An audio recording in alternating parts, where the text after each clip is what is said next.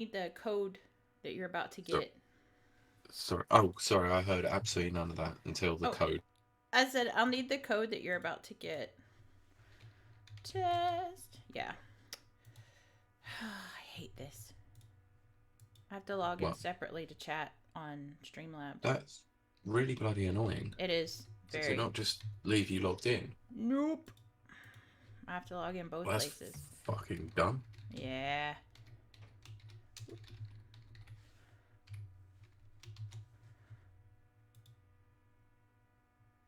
Okay. Mm.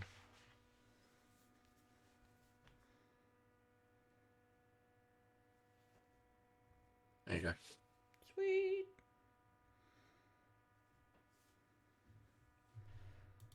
I almost read it out loud. Wow, I'm so smart and wise and so good at computers. Yes. Yes, you are. Now, let's see. Now that we've completely taken everyone by surprise Woo. and arrived Prizes. early, you cannot cheer in your own channel. Well, F you, Twitch. I don't care. I'm still doing it anyway. uh. Doo doo doo. There's Right, no let me one just see in what. chat. I'm gonna redeem my own wine. I am about to do that. Of course you are. Because there's nobody here to redeem it for me.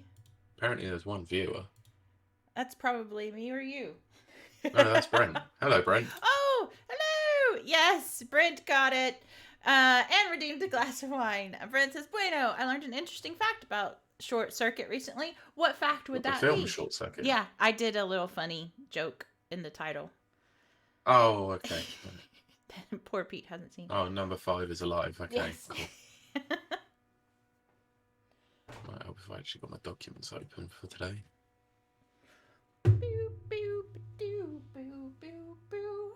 Oh, there's Danker. Yes, we did. We did catch you off guard with the pre 7 p.m. start. There is a reason for that. But I'll let Pete Yes. tell you that. Um, I'm tired and I want to go to bed earlier. mostly that. I've worked That's today. why. Yeah, Pete had to work today. And it says hello, and we are early today. He also was caught off guard. And then Brent says the sound effect for the lasers is the same as the charge up sound for the proton pack. Oh, that's cool.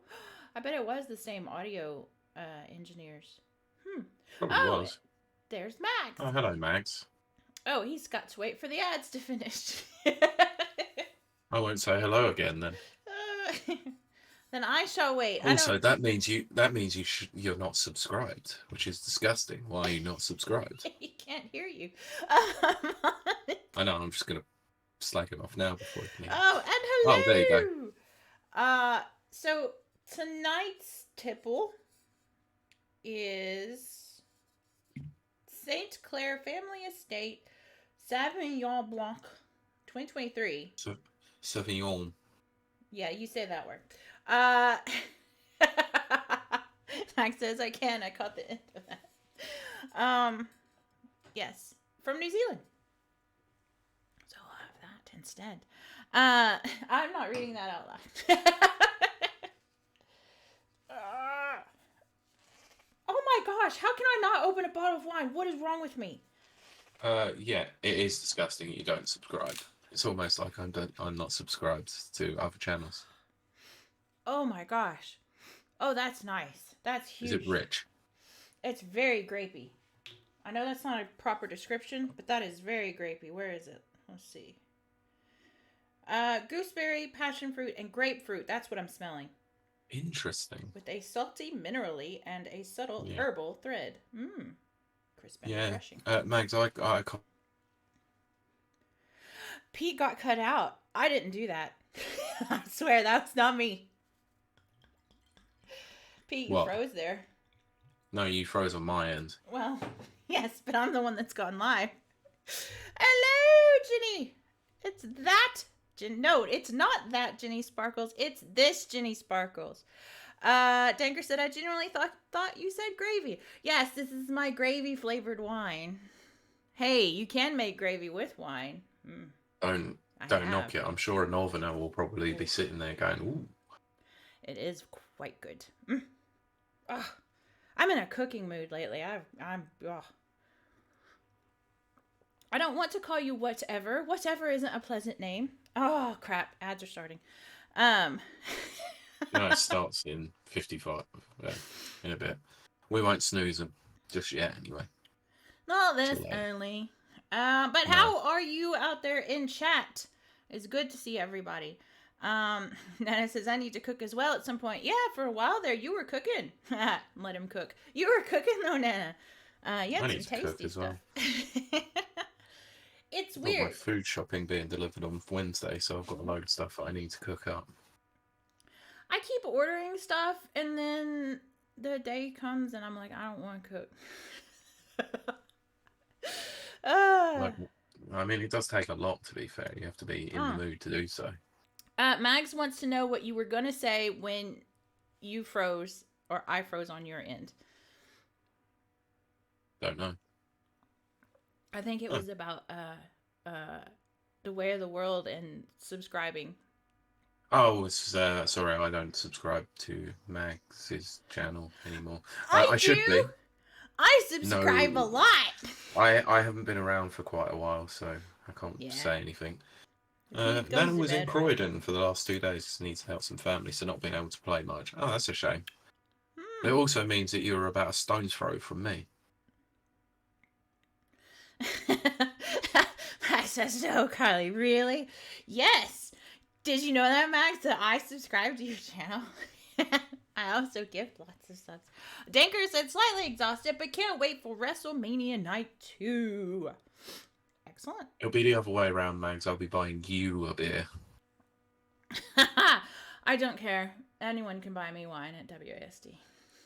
I won't turn anyone down. I might have made some headway on that this week, but I won't reveal plans just yet. We'll talk about it afterwards. Yeah, we will. We need to, I've got stuff to talk about. Is this the same ad? No. It's obviously when you first jump in, you'll probably get an ad then, but this is a mandated Twitch ad. Stupid Twitch ads. I hope we're making lots of money on this. Can you let us know if we're sounding okay, by the way? Yes, and I'm aware my camera is blinking. We're going to mess around with that later.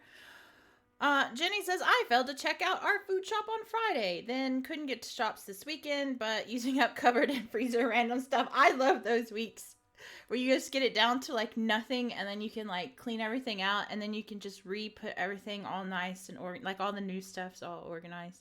I'm very weird. But that's essentially what I've been doing. So I do like a monthly shop. So I just use up everything in the freezer in the meantime, and then do another shop. So I'll wait, and I'll say this in a few 30 seconds. Because this is kind of crazy. 17, 16, 15. Okay. You don't have to count it down. It will count down for you. I know. I like to count. Fine. But yeah, so, okay, Danker's back. I need to check the ads then, because that seems like a lot. Yeah, they're a bit aggressive. I don't know if we can control that, but I'll sure look into it, because that is insane. Yeah, that's crazy. That is crazy. 3 minutes? All right.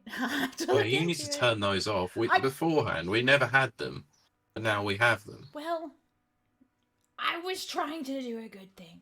Yeah, that was a lot. Freaking heck, Max had 5 ads. Brenda had 4. All right, I will look into it afterwards. Thank goodness. We didn't need them before. We definitely don't need them now. Yeah, well, I was trying to show Mike that we were doing a good job and making money and stuff. But we did anyway without the ads. It's for subscriptions. Yeah, well, I thought I would increase it. Danker says, if this is Twitch, then things need to be said. Max says, but it makes the channel money, so don't worry. And Nana says, yeah, Twitch is done with that, honestly. Yeah. It's almost like they're a platform that's losing money constantly, so they need to try and make it up somehow through revenue. Like they're connected to Amazon somehow. Yes, but Twitch has never been profitable, ever. No. I can't see. Mag says cough, kick, what? Cough, no fucking way, cough. Oh, no. I'm not going to that platform full of absolute toxic arseholes. Thank you. Danker says, okay. I'm watching the clock for when the next set kicks in. Thank you, Danker. Max says, Mixer, anybody? Oh gosh, does Mixer even still exist? Brent, apparently food delivery apps haven't been profitable either. Nope. Yeah, that doesn't. Well, a lot of it, almost like Disney Plus isn't profitable either. Yeah, they're still taking away the ability to pass for a share like Netflix did. Thanks. But here's the thing, and this is not a gaming subject, but I don't care. The landscape, the money-making landscape, has changed since lockdown. We're not pre-lockdown. We're not mid-lockdown. We're in a whole new landscape. And people need to start funding and investing in businesses that are more directly related to now. And that is my TED Talk. Thank you.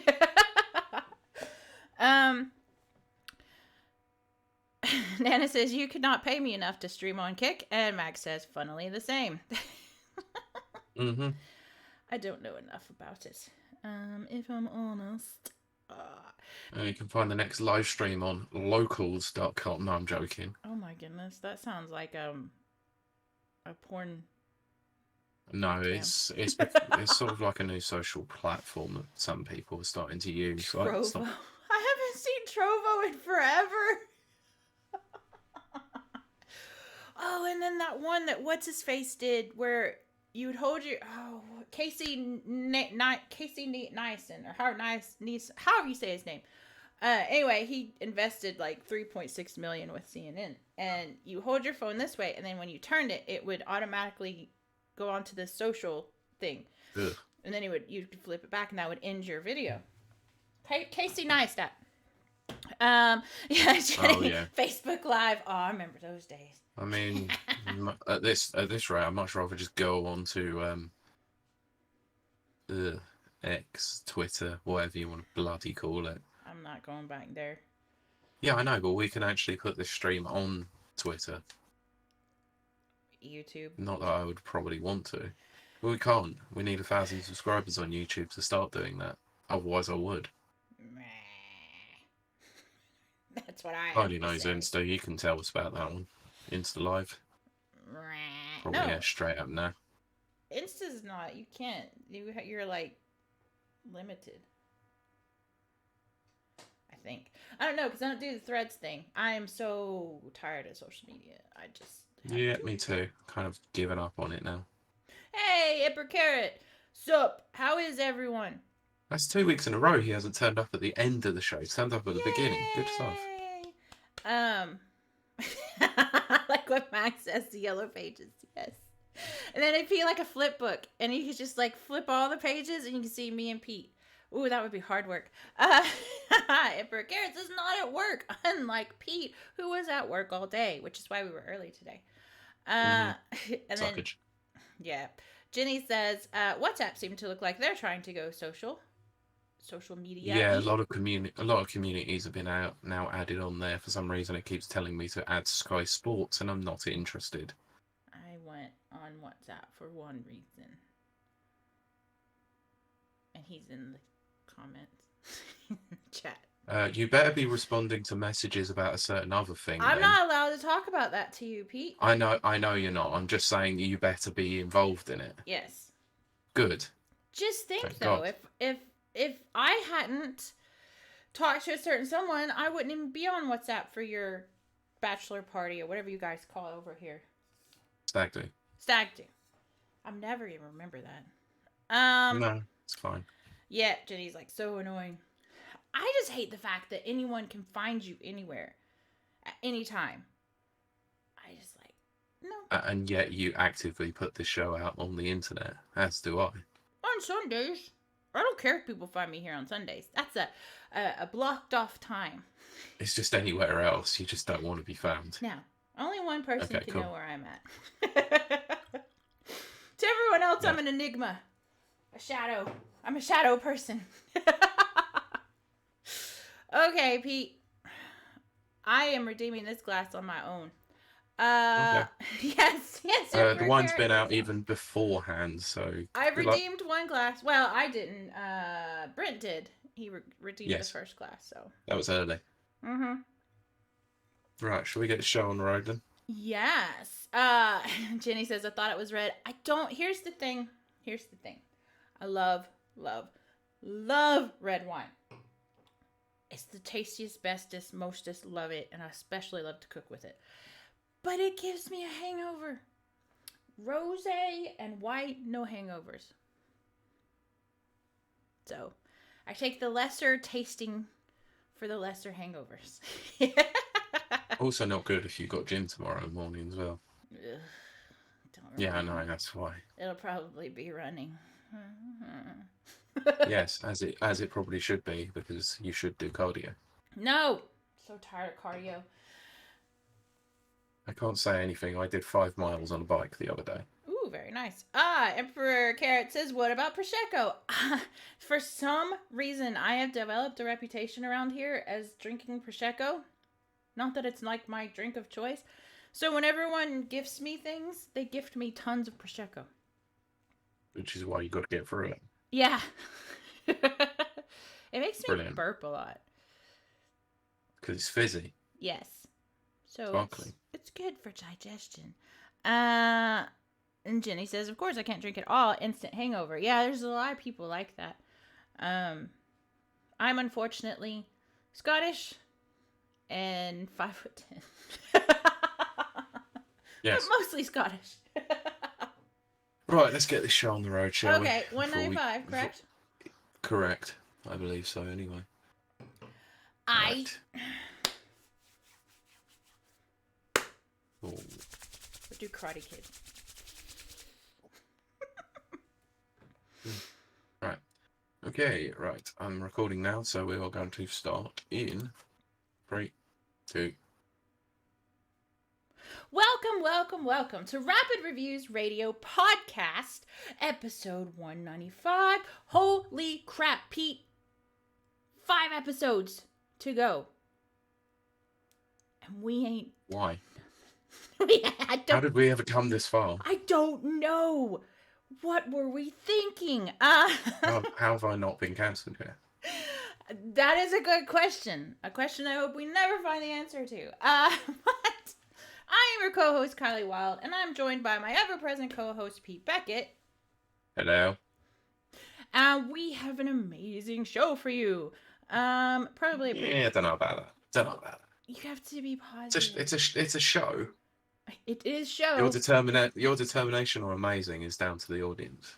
We are doing show. So welcome to show. But I like to start out every week, as I often do, by asking Pete, how's your week been? What have you been playing? What have you been up to? Busy week. I've been working all this week, and it's been quite busy. And I had to work this weekend, so I haven't had much time to do anything else. But I guess what I've been playing. Let's get on to it, shall we? Okay. 45 hours in now. Okay. 40. Oh, crap. Pete, you have dropped out. I will keep talking until Pete comes back. And no, Max, you should not go watch the Trump AI channel instead. We are much better. Maybe. Please don't. I'm now 45 hours into Final Fantasy VII Rebirth. Oh, you stayed with it then. I did, even though there was a couple of particular boss fights that absolutely wanted to make me give up. Right. But trying to figure out the trick to it was half the fun, I guess. Interesting. There was a section where I had to go back to the annoying gold saucer. Not gonna lie, I kind of hate the gold saucer now. That's so weird to me because that's like one of the highlights of the original. The original game, yes, but the layout of the gold saucer is a pain. There is a section that just drags for no particular reason, and there are 2 incredibly annoying boss fights in that section as well. Okay. But I'm now into chapter 13. I'm now into the northern section of the planet, so that means you know where I'm going. Yep, I know exactly So where you're going. that's all I'm saying. Okay. That's all I'm saying. So I think maybe by next week, if I've got the time, I probably should have the game done. Fingers crossed. At present, whatever, where you're at presently, would you recommend it?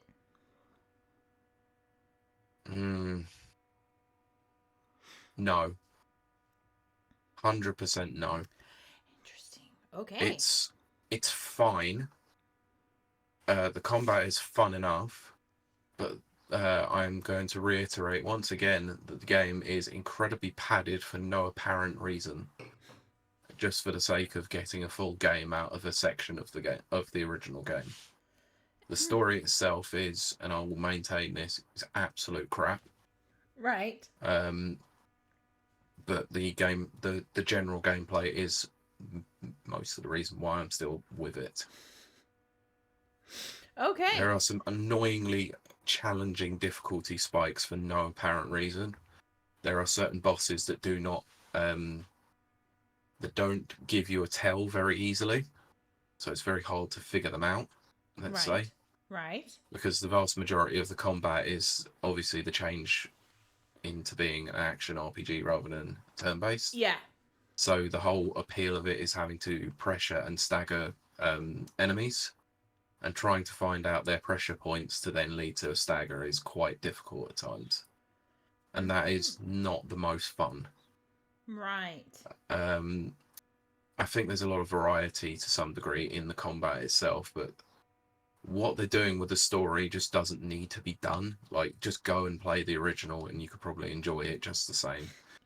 A lot of people are saying this feels like a sequel as such. Right.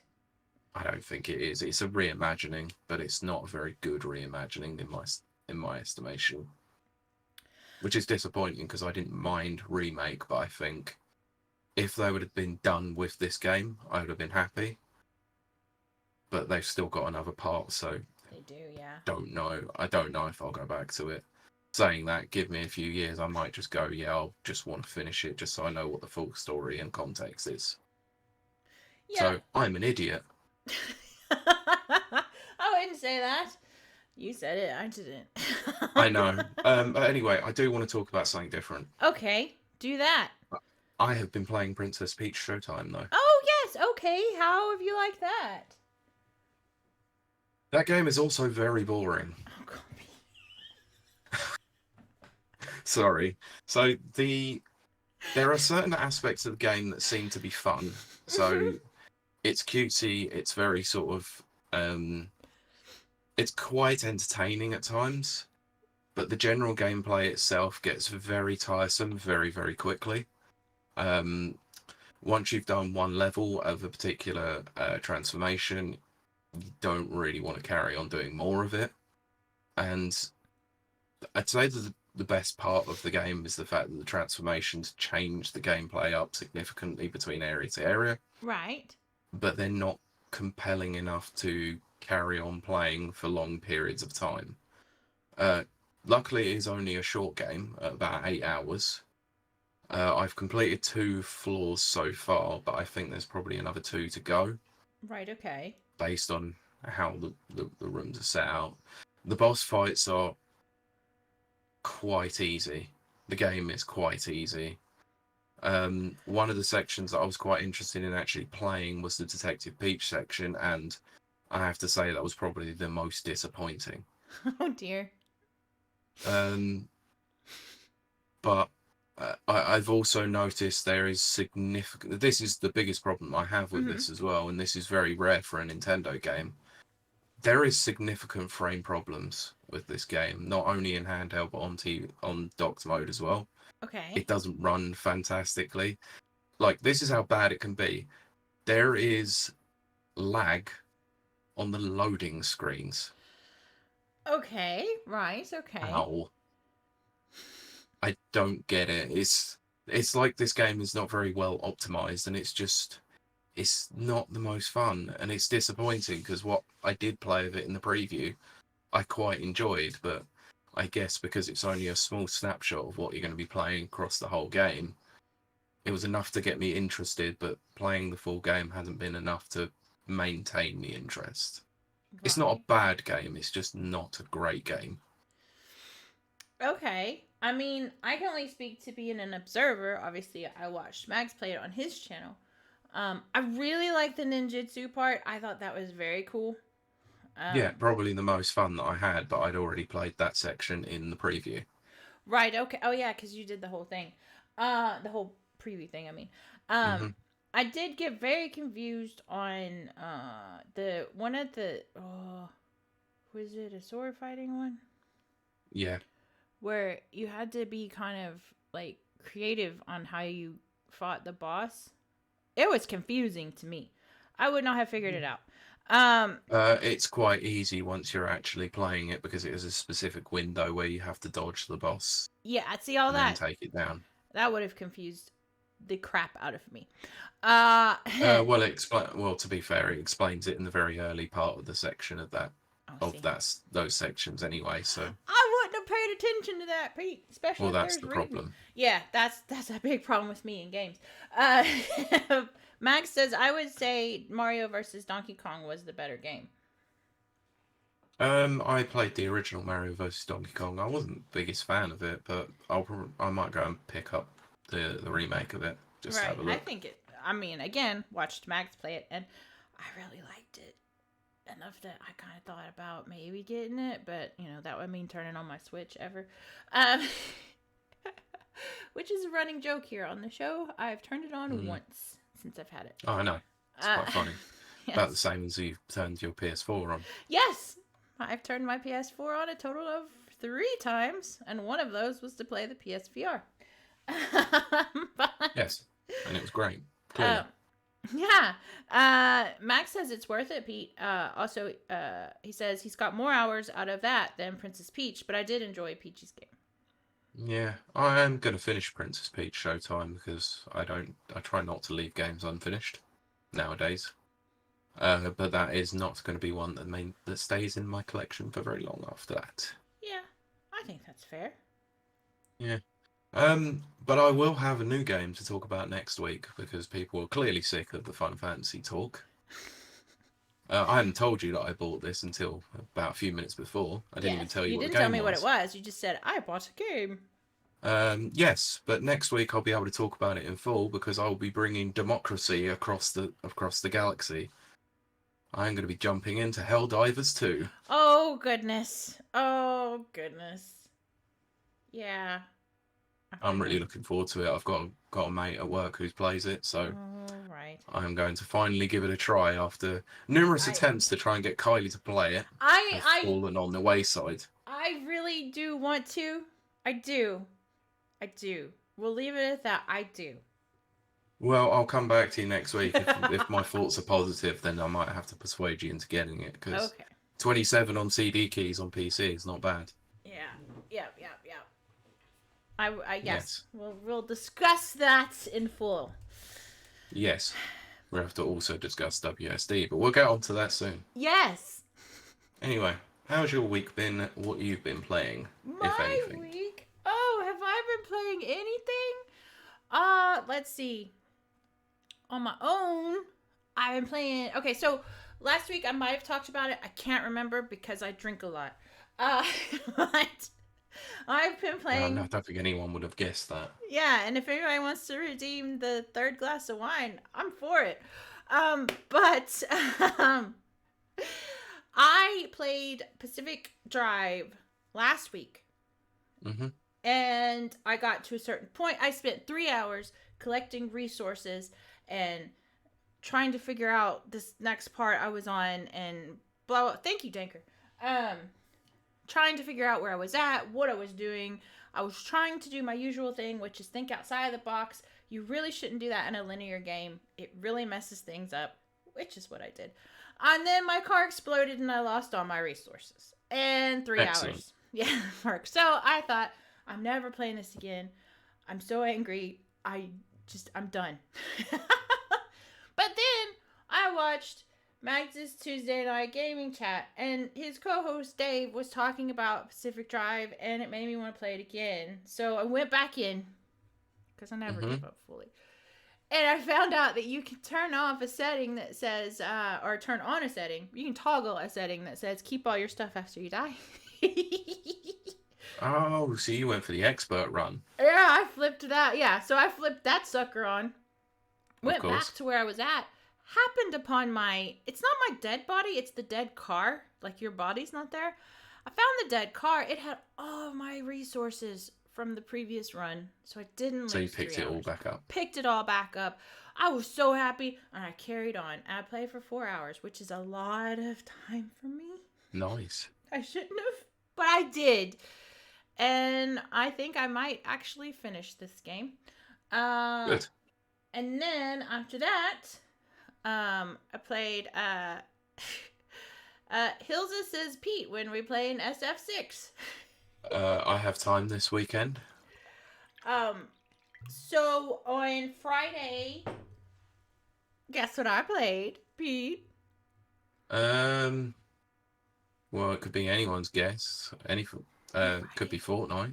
No. I mean, I did play Fortnite this week too. Sorry. I know you did that, at least. I don't know. You tell me. I played Suicide Squad with Max. Of The course. updated one. It's updated.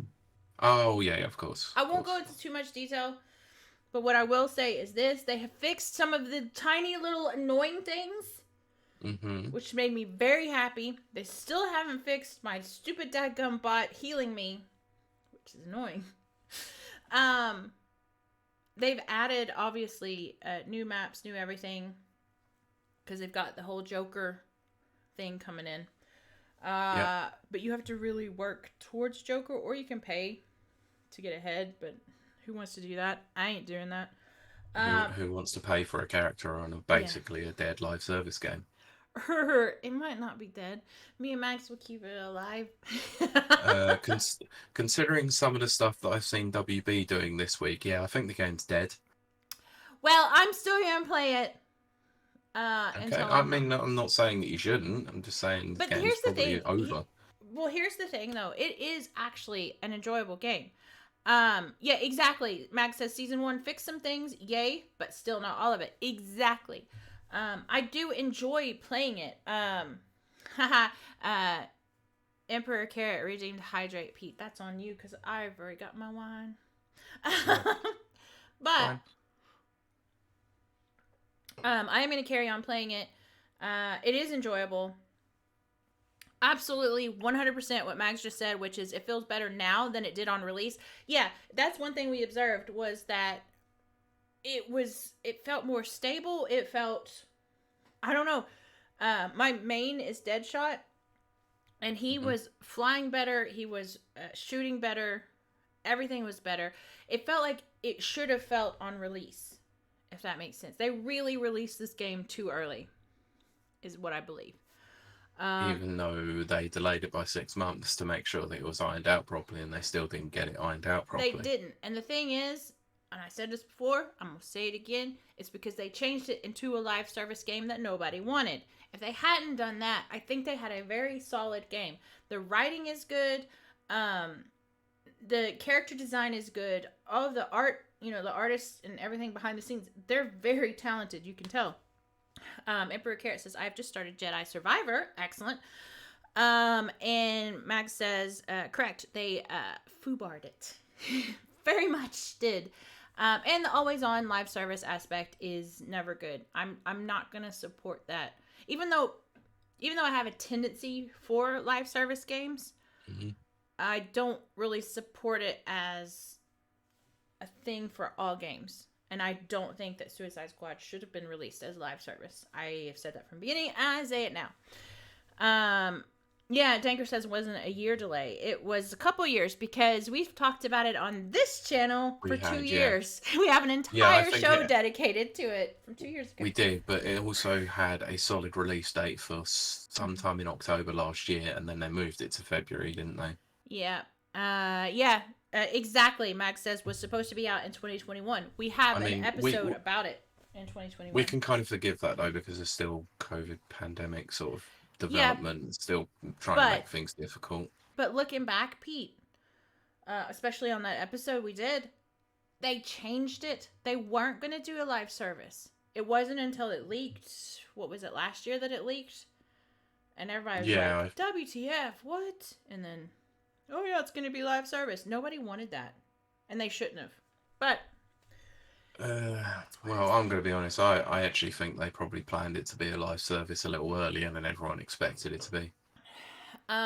Well, maybe, but they didn't start out that way.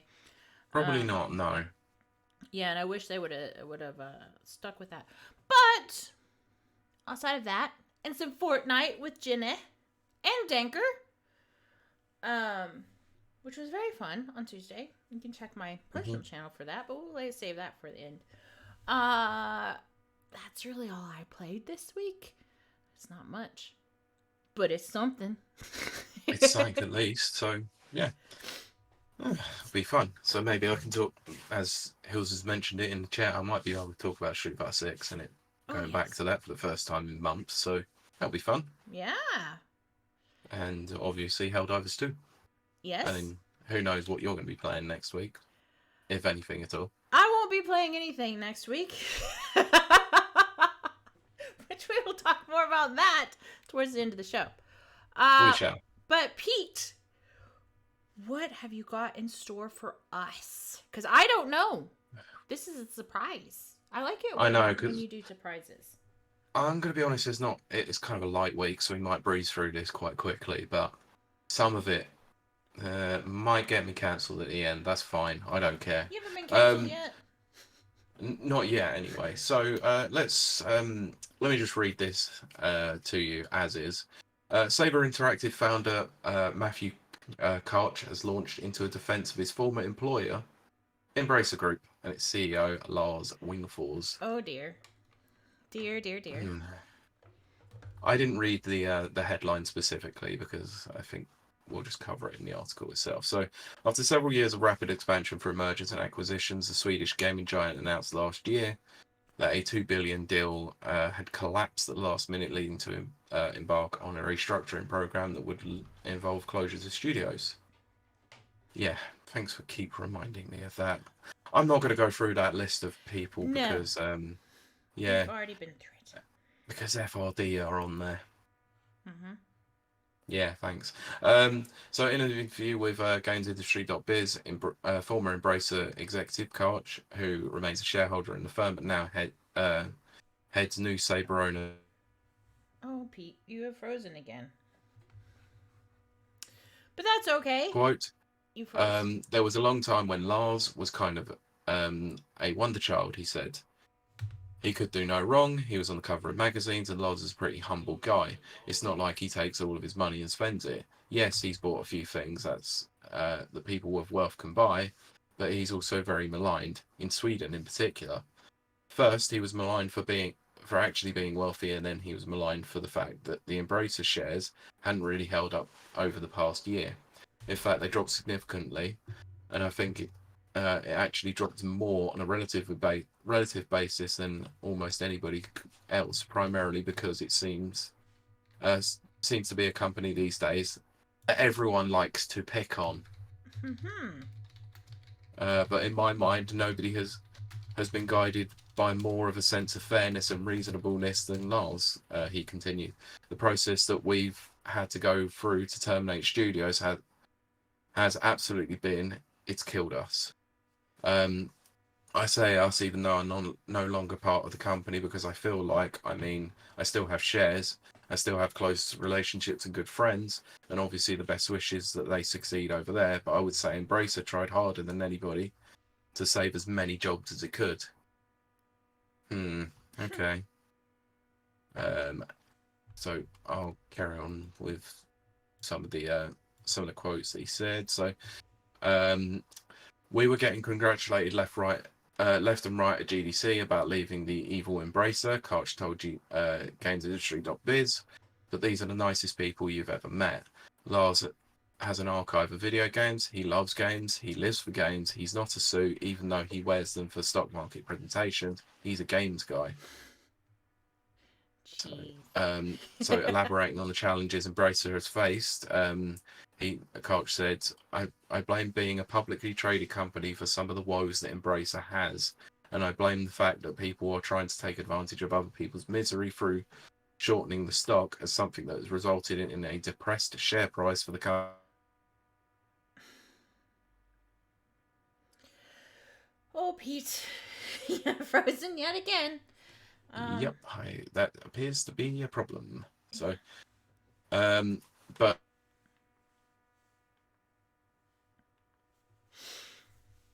yeah, you're frozen I'm again. this confident in a long time. Oh, for Christ's sakes. But I I think we think that get the they've made, gist of it. yeah, I think that they've made the company small, still big, but small enough that it's manageable, and they have some great stuff that I know is in the works that's unannounced that I think people are going to love. So, Interesting. very interesting. I'm not I think it's quite interesting that he's turning around and basically stating that he thinks that everybody likes to pick on Embracer, but the fact of the matter is that they kind of brought this upon I themselves was by gonna going in say. too hard. Yeah. Like literally, we talked about it on here before. Last year, possibly the year before.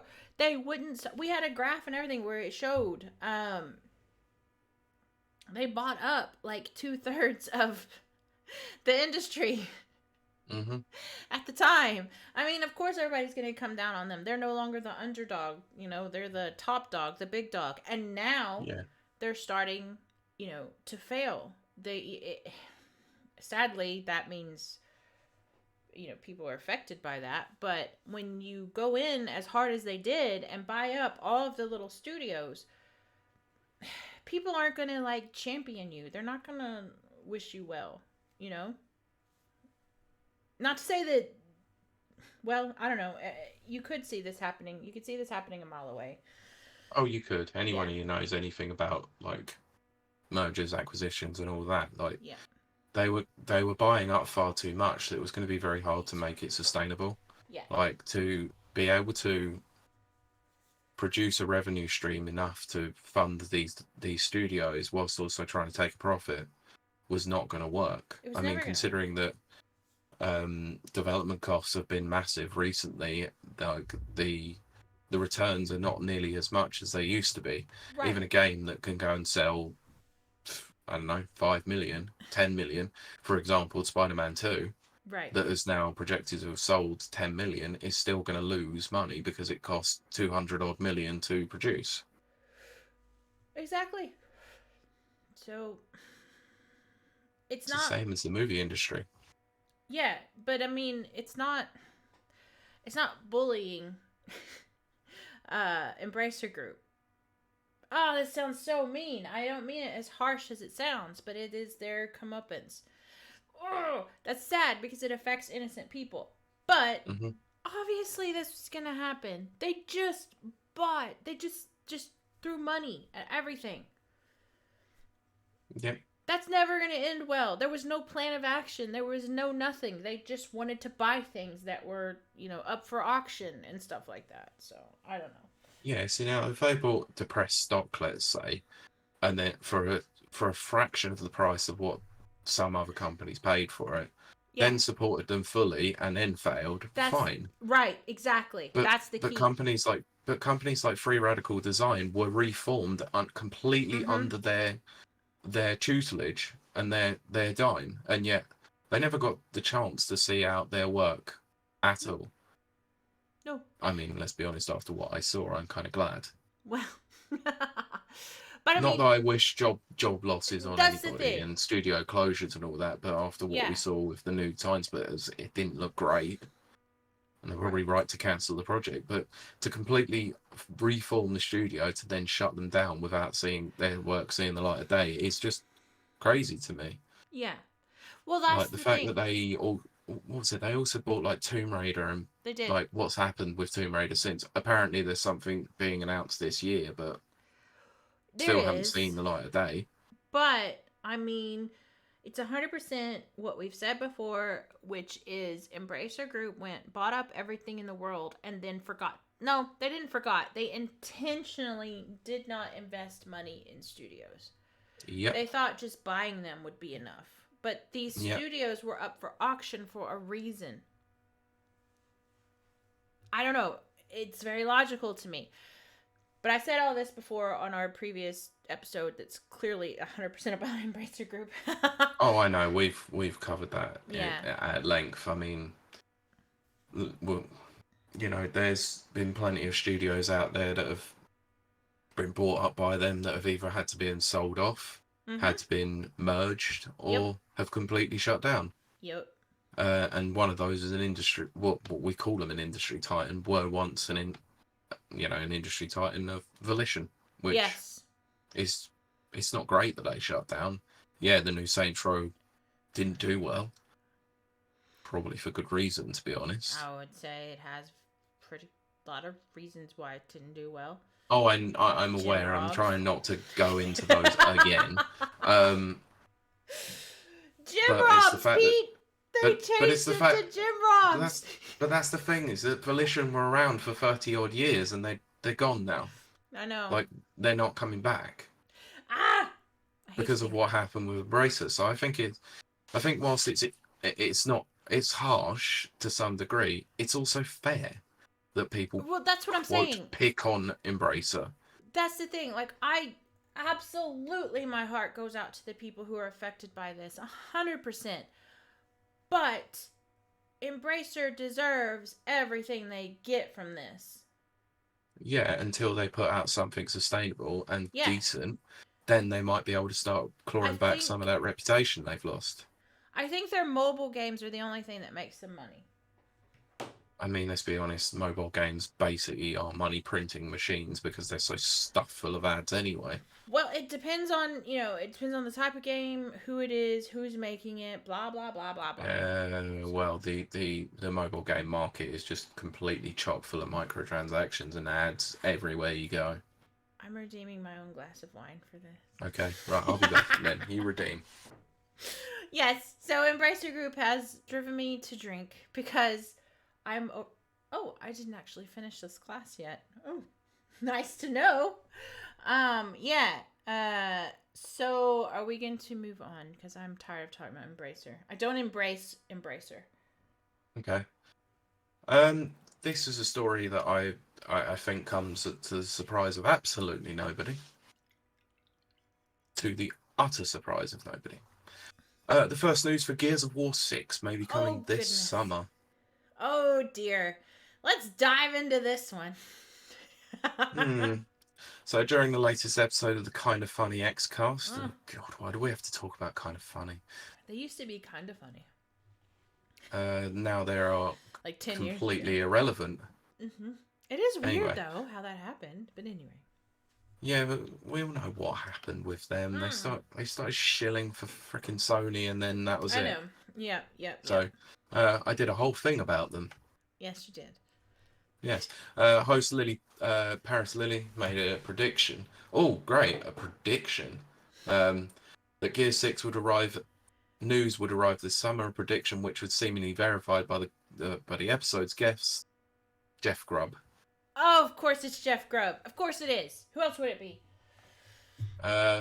So, quote, when they showed the Marvel 1943 trailer in UE5 during GDC, I jokingly tweeted, imagine what Gear 6 would look like in UE5. Lily said, because it looked so good.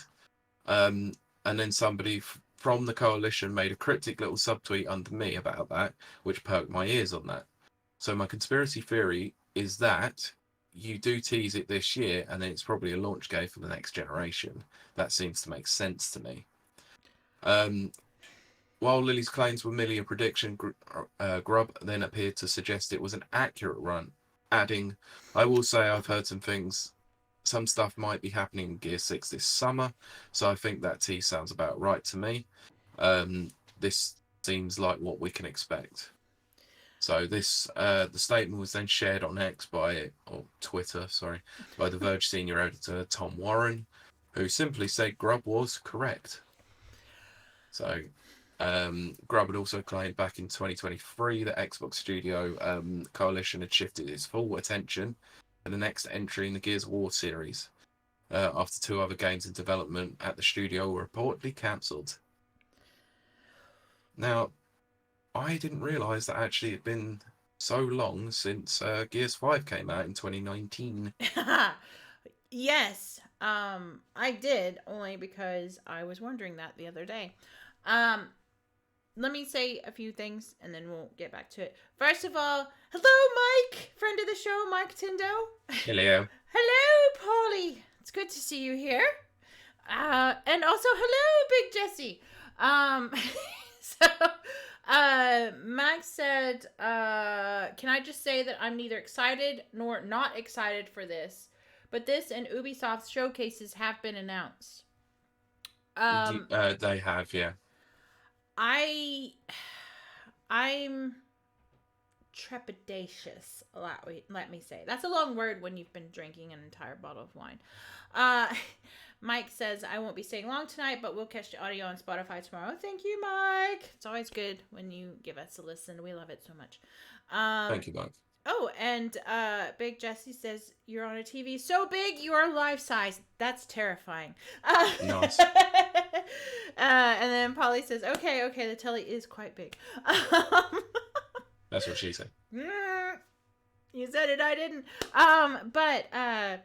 Ooh, very nice. Mike Tindo says, just been spending the weekend cleaning the new house. Oh, yes, Ooh, we have a house. Very cool. That's awesome. Amazing stuff. Good work. That's amazing. Moving is stressful and tiring. Well, Pete would know.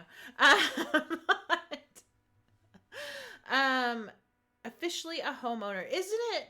It's such a double-edged sword. It's wonderful, but I have to now pay taxes. Yay, I'm a homeowner. I have my own space, and oh crap, I have to pay a mortgage now. Yeah, exactly. My taxes are due next month. Yes, very stressful. Yes. But yes, so Gears of War 6. That's crazy to think about. It's very crazy to think about. But we've all been asking for it. We want it, right? I mean, yeah, do we? I do. You know why I do? And this is going to sound weird because you're going to be like, these things aren't related, but they are in my mind. Okay. Because Halo Infinite sucked so bad. Fair. I would love to have a Gears of War 6 that doesn't suck. Okay. I haven't given a rat's ass about Gears of War since Epic stopped making them. Yeah. Exactly. I knew it. Yeah. I saw the reveal for Gears of War 4 or Gears of 4. Yes. And didn't really care about it. Didn't seem to want to have any interest in where the story was going for it. I mean, the original trilogy had wrapped the story up. I mean, so anything after that was like, okay, don't really mind. I know Gears 5 was well received. It had a decent story and all that, but I liked it. I just had no interest in playing it. But I might go, like, if Gears 6 gets announced, I might go back and play 4 and 5 just to see how they are. 4 is not my I favorite. might think differently. Yeah. I can't say that 4 is great. That's just me. I liked 5. Danker Which says, is what Max has said. I haven't read that yet. Just give us a remastered collection already, says Danker. Max says, yeah, Gears of War 5 made playing through the average 4 worthwhile. Once again, we have the same opinion. I mean, yeah, in terms of the remastered collection, I'm surprised they actually haven't done that, considering they made Gears of War Ultimate Edition. Why didn't they do that with 2 and 3? I mean, they probably will. Let's be honest. I mean, they should have done it by now. They should have capitalized on that, like, whilst they had Ultimate out, like, which was fresh out. Yeah. And I tried to go back and play it. The original version hasn't aged overly well. It hasn't. I'm gonna agree with you there, Pete, because I actually tried to play, I think 3 not too long ago, and I was like, wow, we've really come very far, especially for cover shooters, you know, when you take cover and stuff like that. Yep. And I really like aim assist. I just do. No, to be honest with you, like, there are certain mechanics that I think have aged really well, such as the quick reloading and yes, exactly, and stuff like that. I think it's really good. But I think the grenade throws in it are horrendously not annoying. Great because you have to line it up perfectly. Which what did I play recently that had the same exact... I played something recently that had the same exact kind of setup for launching grenades. I can't remember because I've just drank an entire bottle of wine. But, but I don't... I wasn't a fan of the grenade system in Gears of War. I am specifically talking about Gears of War 3, but let's talk about the first 1, 2, 3. And I have to admit, I really do rely on aim assist, probably too much. I think a lot of console players who play shooters tend to nowadays. Yeah, I don't do aim assist on PC, but on console I have to. In fact, Hawked. You know what? Hawked might be the one I'm thinking of, actually. Oh, okay. That has the same kind of grenade system. I think it is, actually.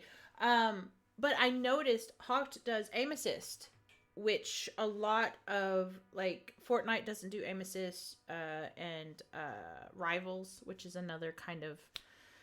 is that Rivals of Aether? I don't know. I know it's just a free-to-play looter shooter. Which I'm not the biggest fan of. But hey, it's a looter shooter. It didn't have aim assist. So I've noticed that in Gears of War, I kind of miss the aim assist, on console. I don't use it on PC. But that's just me.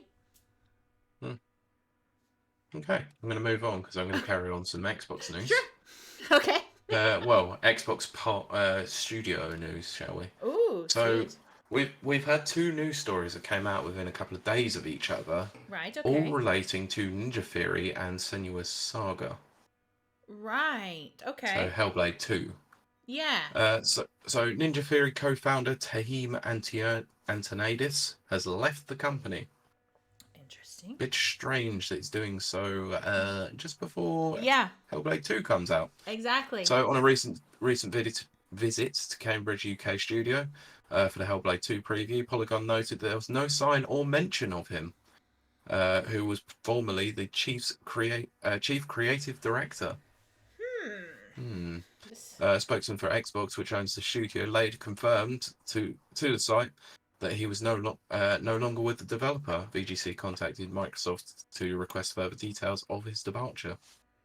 While he worked on numerous games at Ninja Theory, he was notably served as writer-director on Heavenly Sword, Enslaved Odyssey to the West, DMC, Devil May Cry, that game, that one that everyone hates, and Hellblade: Senua's Sacrifice.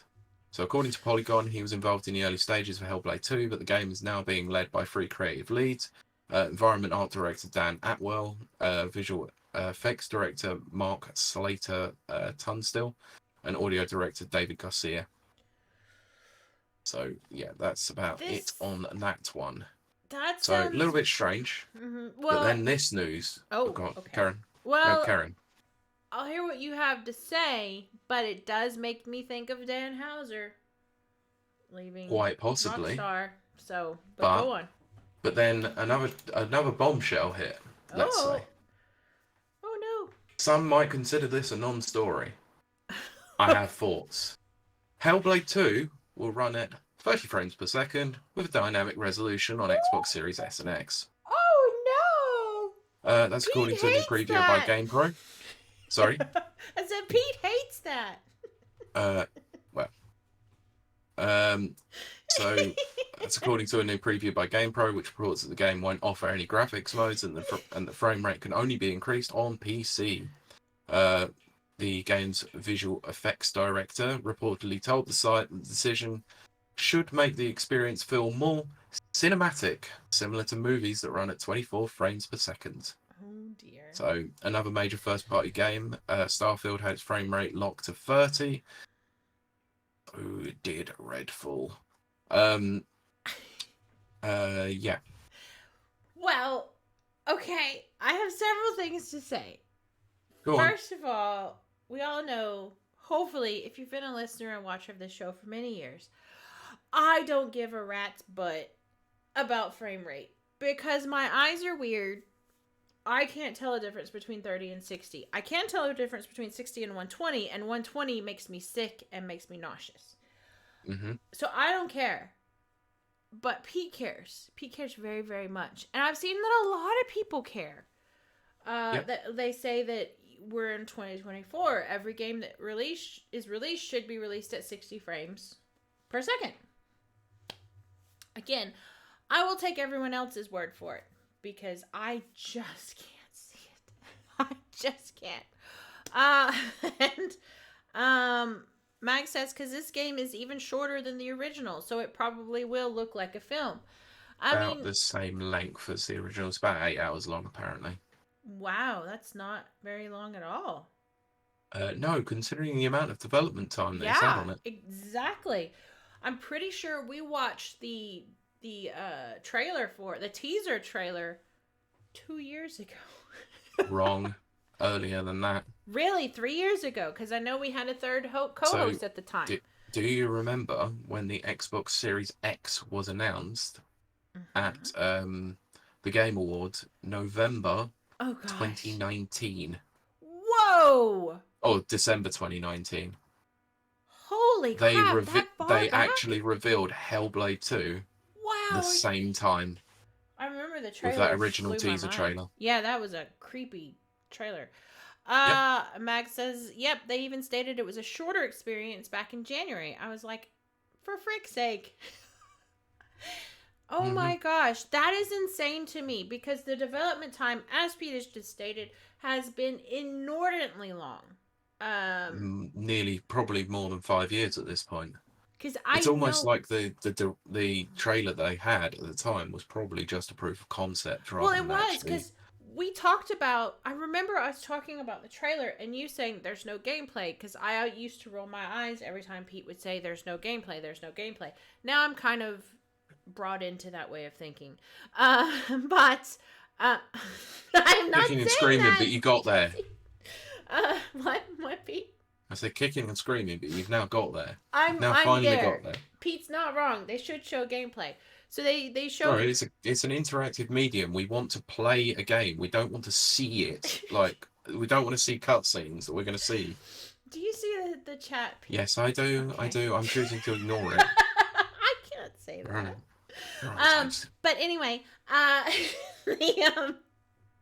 the trailer, I remember you saying it wasn't even rendered. It was like live actors or something like that. And I remember kind of arguing. It looked it. Yeah, it did, because that was our discussion. Live actors versus was this rendered? I could have swore it was rendered, and eventually they came out and said it was rendered, but it's not gameplay. So yeah. This thing has been... Come on, ignore the chat. Make your point. This thing's been in development for a very long time. I don't think the payoff, much like Suicide Squad, is going to equal the development time. And that is my point, Pete.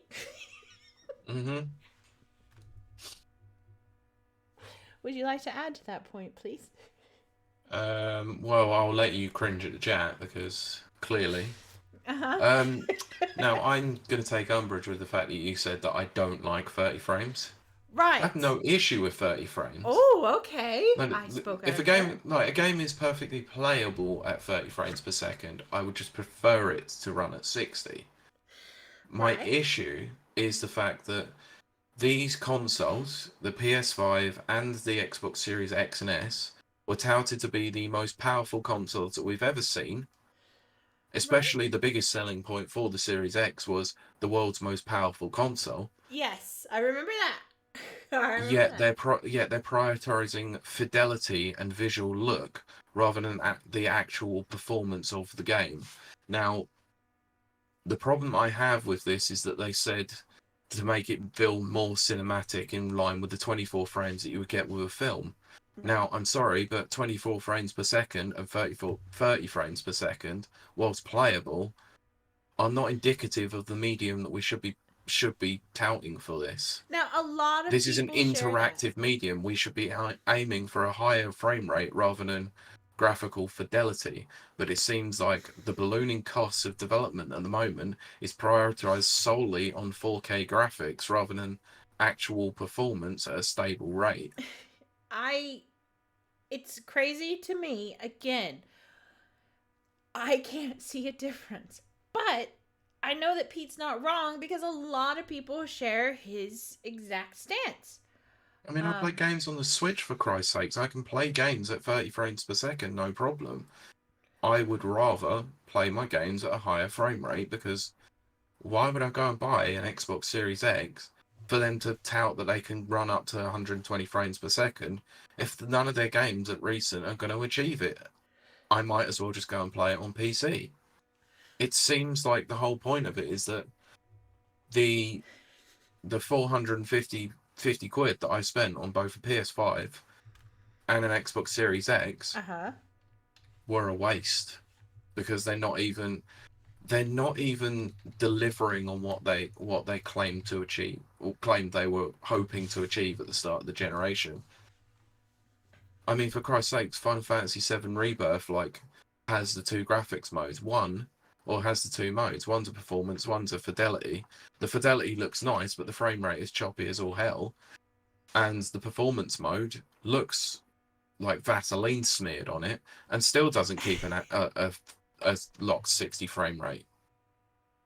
They have been so poorly optimized for this generation. It's ridiculous. I don't get it.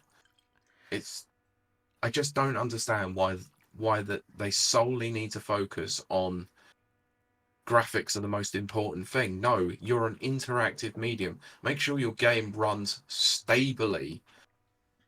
People don't seem... There are a lot of people out there who don't care about graphics as much as they do about playability and stability. That's a tough one for me. I think if you were to put it on two hands, would you rather a game look incredible but run like absolute dog crap? But see, you have or to remember, would you like a game to run incredibly stably well but look okay? I'm sure most would say look okay. But you have to remember, I don't see a difference between 30 and 60 frames. But you can probably clearly notice the difference when frames do drop from that. I do notice when frames drop. In fact, when we were playing Suicide Squad, every time oh my gosh, we have another ad break. Yeah. Every time we went to a different area after leaving the kind of main hub, I think it's called the hub, the frames would drop. Mm-hmm. And then that would be absolutely frustrating. I'm kind of drawing this out because we do have ads. Yeah, I know. But remember, we are an audio medium as well, so let's not care about that. So the frame dropping, it does annoy me 100%. In fact, frame dropping in the middle of a boss fight is frustrating as all get out, because it just, you know what? Yes, frame dropping irritates me. There you go. But so you would prioritize the frames over the graphics. I would definitely prioritize stability 100% over I would definitely prioritize stability over graphical fidelity. I guess fidelity, I guess that's the word. Graphical in enjoyment. Aesthetic. Yeah. Maybe aesthetic is the word I'm looking for. Yeah, so I think I would be in the camp that would prioritize playability, stability over appearance, aesthetics. And that's exactly what I said.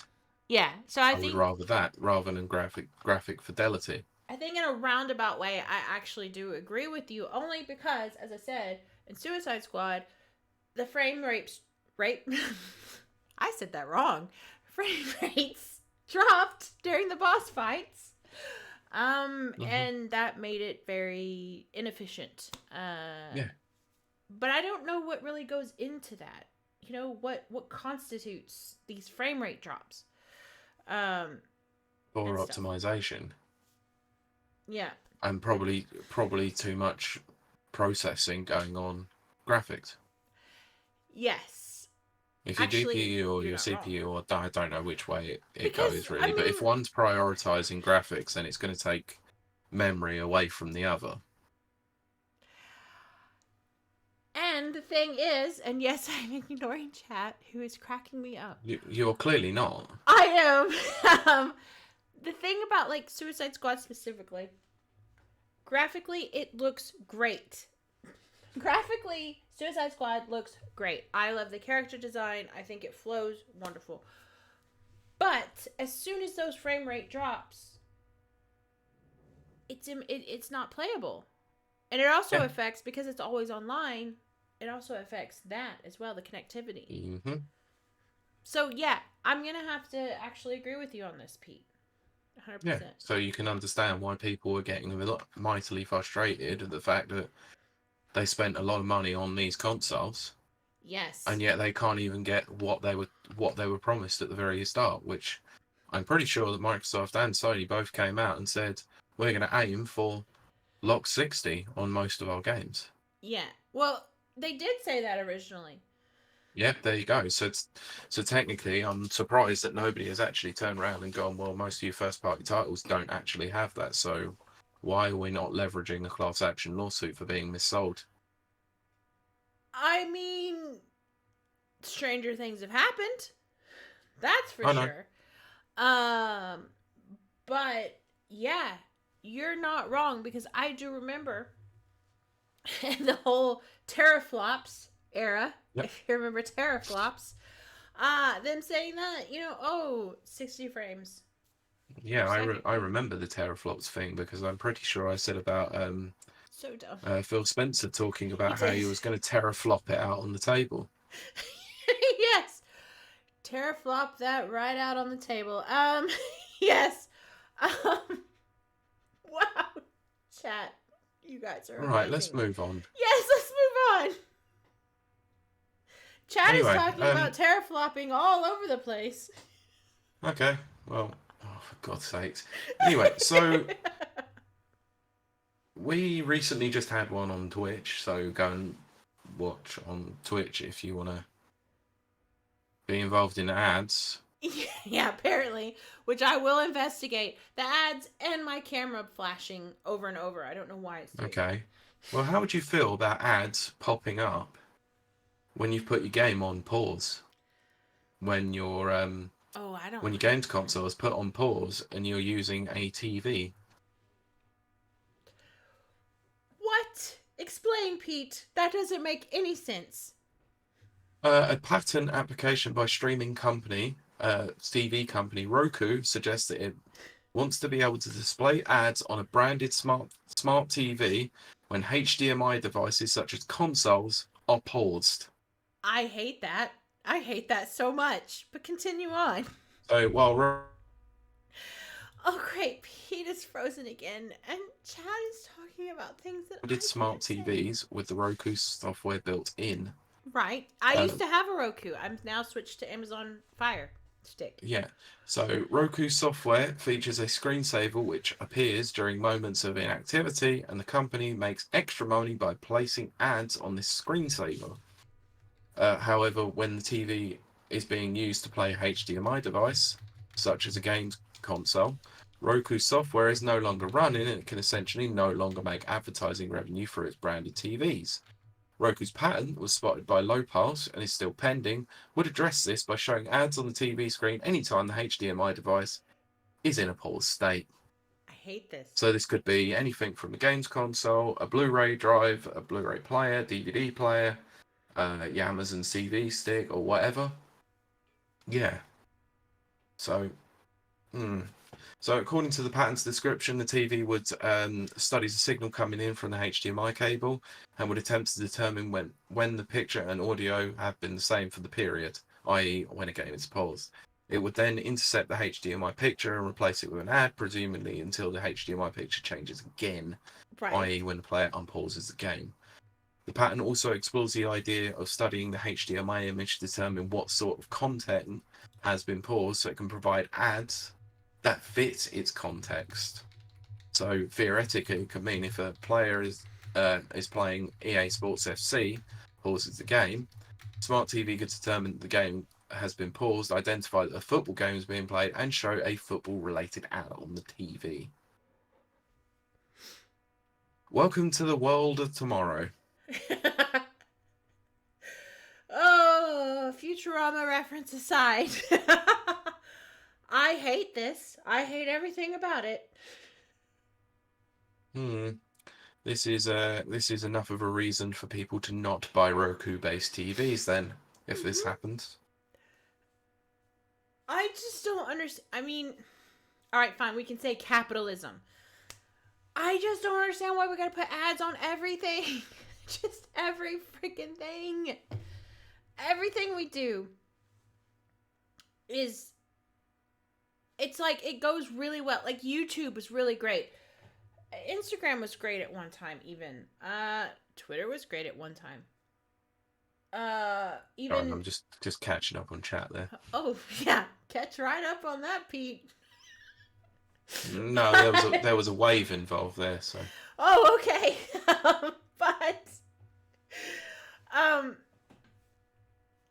every time something is good and I love it, someone sticks a bunch of freaking ads in it and ruins it. And I get that it's capitalism, but I don't understand, like why? Like, I can't watch YouTube now because there's like 1 million 5-second ads before I watch something. So I don't get this. It's almost like companies are starting to see that they're not profitable and they need to find out another means of revenue sources. It's really which is annoying. what we were talking about beforehand. Yeah, exactly that. Disney Plus. I mean, it's just so weird. I don't get it. I mean, I don't know if you remember this, Pete, but like back in the day when Xbox 360, they were doing... Oh, God, was it Forza? I don't remember. But they were like, oh, we're going to add... They put ads inside the game. Forza Motorsport 7, they did it for. Yeah. Yeah. And I just remember being like massively just like, what? WTF? Oh. Do you remember on 360 when we used to pay 50 quid or $60 for Xbox Live Gold and we were still getting ads on it? Yes! And that just didn't make any sense to me. But no, I mean, I bought an LG TV, a smart TV, obviously. Yeah. And about 3/4 of the screen before I took it off was all filled with ads. It's absolutely ridiculous. I just don't get it. And they did that through software update as well. Big Jesse says, not sure why you'd pay for an ad when people aren't looking at the screen. Do you mean Netflix and chill? Netflix.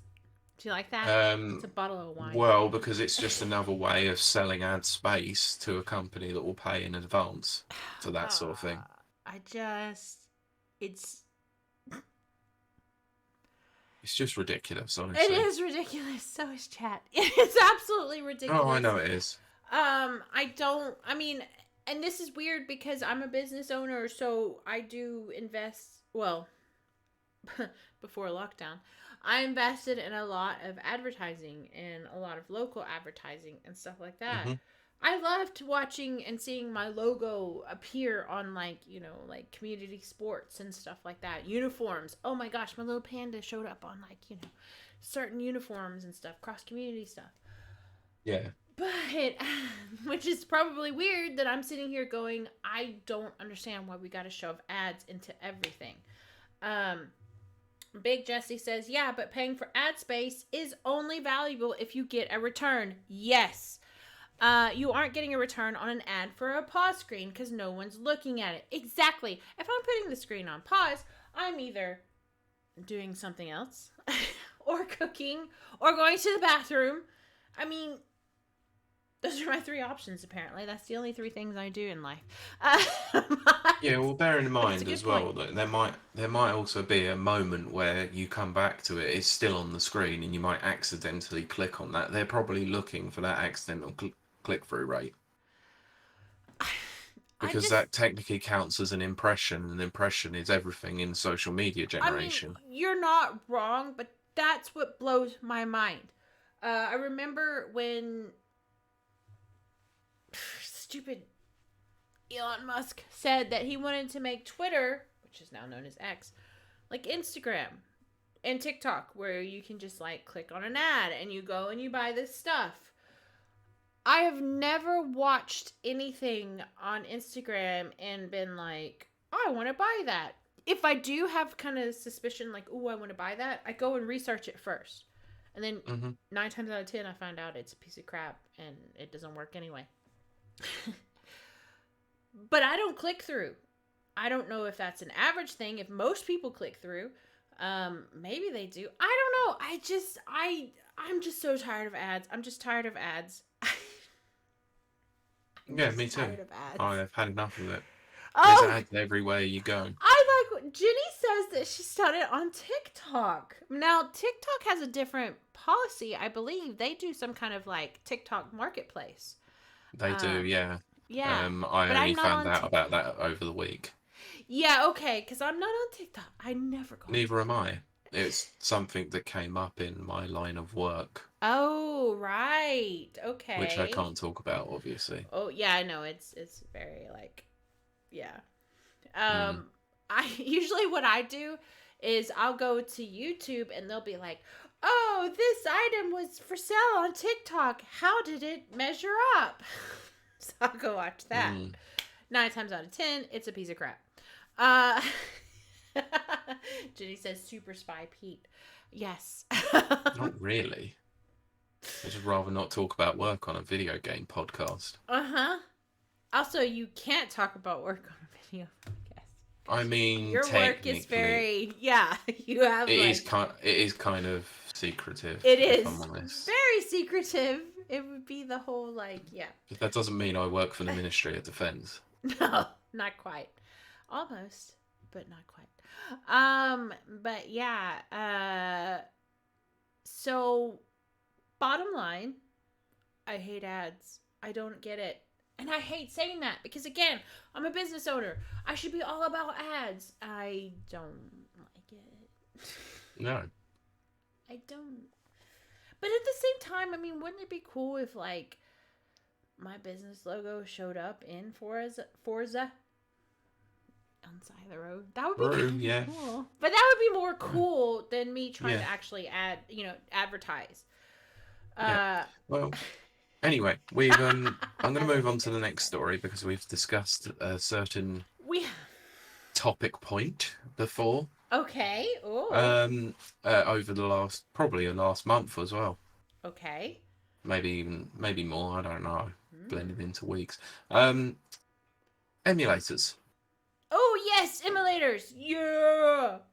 Oh, dadgummit! I meant to bring my new toy down. Doesn't matter. But I have a new toy that's all I'm really... Okay, all right. Well, yeah. So anyway, we've spoken about emulators before and how a lot of them seem to be leaving due to DMCA takedowns and lawsuits and all that sort of thing. Right. Okay. Yes. Oh, you went silent there for a second. Oh, sorry. Yes, I did not mean to go silent. No, I think your sound cut out. Probably. It's not great. Okay. Right. So, do you know who's currently not against emulators at the moment? Woo! Who? So I can support them. A certain company may have lifted its restriction on retro game emulators on the iOS App Store. Oh, sweet. Okay. Now, I don't want to interrupt you, but I'm going to. Back in the day, because I am an Apple girl, I just am. I'm sorry, I just am. You would have to get secret apps that you would have to go find on, like, let's say Reddit, for your emulators. You'd have to sideload them or jailbreak your phone. Yes, and all of my phones have been jailbroken. So this pleases me, Pete. Please continue on. Okay, so in an update published on Friday, the company announced that game emulators previously banned on the iPhone store will now be allowed globally, as well as downloadable games. The company noted that developers are responsible for all software offered, quote, including ensuring that such software complies with the guidelines and all applicable laws. Game emulators have long been banned from iOS, but as noted by The Verge, today's move should allow the retro console emulators currently available on Android to bring their apps to the iPhone. Ooh, nice. I hate my phone. Yeah. The decision was likely influenced by the EU's decision to allow third-party app stores in the region, which could have enticed users with apps banned on the official app store. Several developers recently expressed uncertainty over the future of Apple's game subscription service, Apple Arcade. Mm-hmm. So, speaking to mobilegamer.biz, sources voiced concern about Apple's game subscription service in the wake of their iPhone maker reportedly cancelling the project, cutting developer payouts, and turning its back on original games. I am subscribed to Apple's game Arcade, which is terrible, but it's $3.99 a month. I've never played one game, not one. I'm ignoring this. Also, Big Jesse says, Pete. I'm ignoring this. He looks good enough to eat. Okay. Sorry, I had to say it. Okay, well, this now leads me on to a final thing that came up this week, which led me to a message that I sent to you saying, yes, you did. I can't say the word. Because I just want to read this from the website as such. Mm-hmm. There is a video related to it, but we can't play it on stream. No. We'll probably get DMCA'd on it. Yes. So, introducing the world's first rating system monitoring racism, gender discrimination, and the overall toxicity in online gaming. The toxicity rating. Yes. This is a anti-Pete special. So, there's been some interesting things that's been noted about this particular thing. This was created by a consultancy group by the name of Black Girl Gamers. Right. A UK-based consultancy firm. Which, yes, that's a thing. So, I want to go through this because I think this is quite ridiculous. Each rating was created by surveying hundreds of gamers and represents the average amount of racism, gender discrimination, violence towards others, crude humour, and controlled substance conversation experience whilst playing online. They have rated the following games: Call of Duty, Fortnite, Minecraft, Apex Legends, Valorant. Oh. However, there are some that are due to come, and I'm going to leave the most ridiculous one until last. So in progress is currently Rocket League, Destiny 2, Halo Infinite, and GTA Online, with the most ridiculous being, and I'm going to let you take a guess on this one, chat, so I'll give you a few minutes. What do you think that could be in the line of sight for a toxicity rating?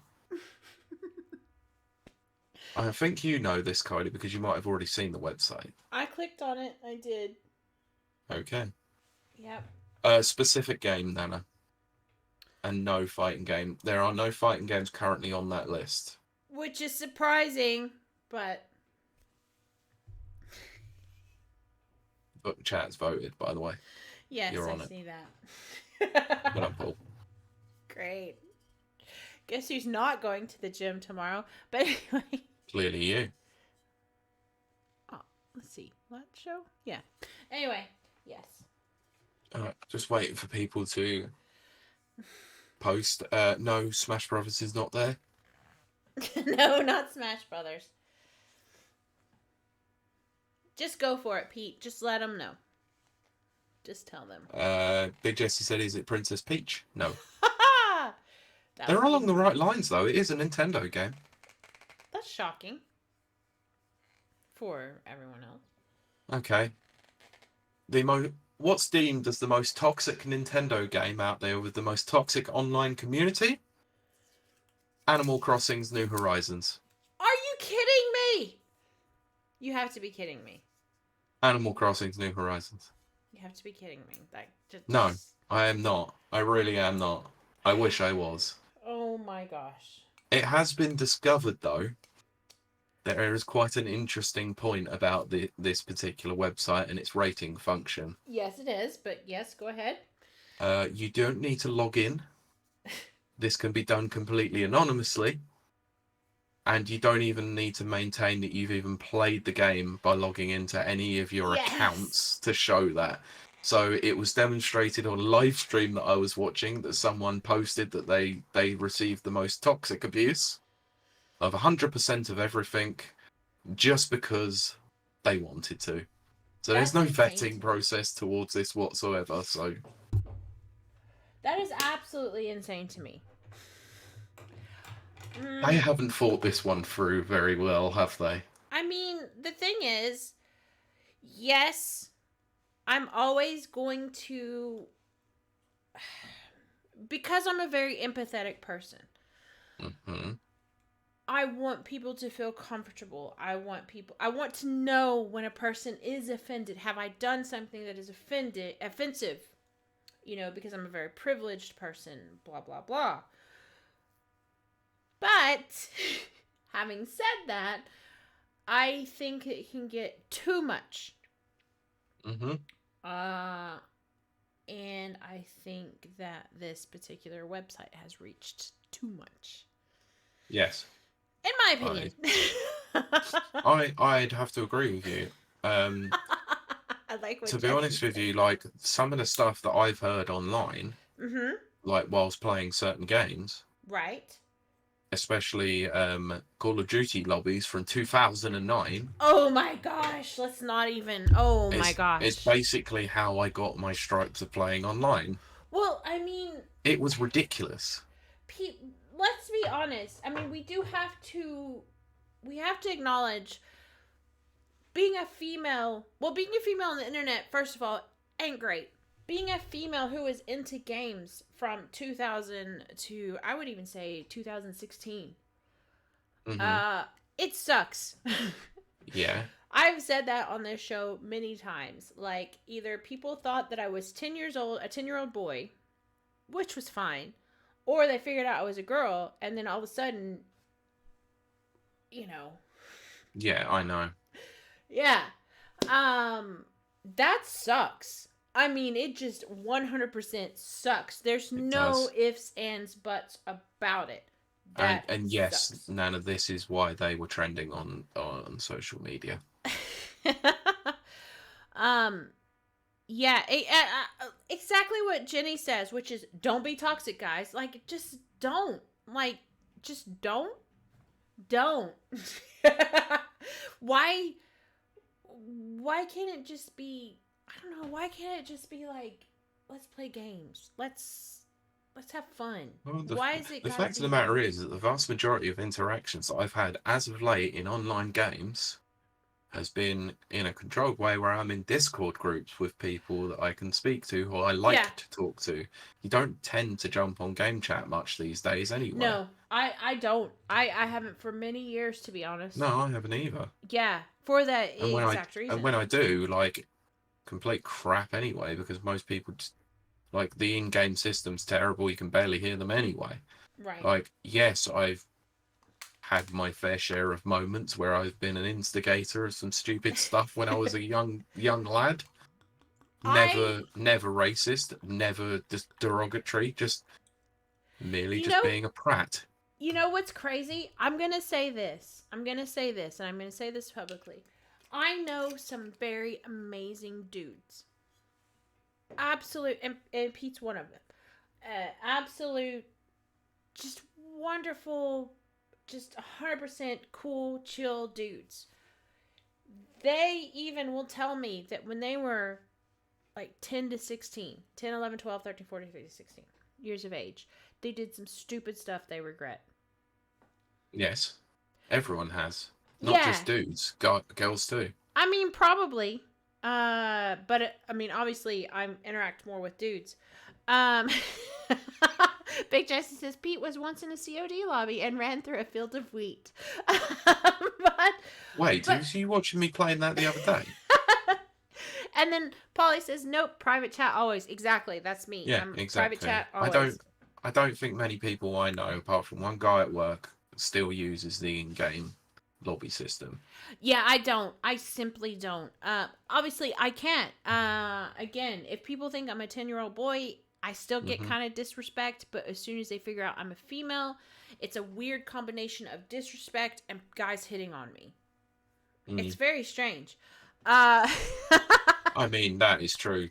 middle-aged game guy. I like what Max, Max that says, is yeah. absolutely true. Tom Nook is the most toxic beehole on the planet. I agree. Jenny says, we watched you run through the field of wheat, Pete. They be watching you, Pete. Pete in a field of wheat. Uh-huh. It rhymes. It's great. But having said all of that, having said what chat, they kind of agree with us and all this kind of stuff. Do I think there needs to be a toxicity measurement? I'm not 100% on board with that. I'm not, because who's to say what's toxic and not?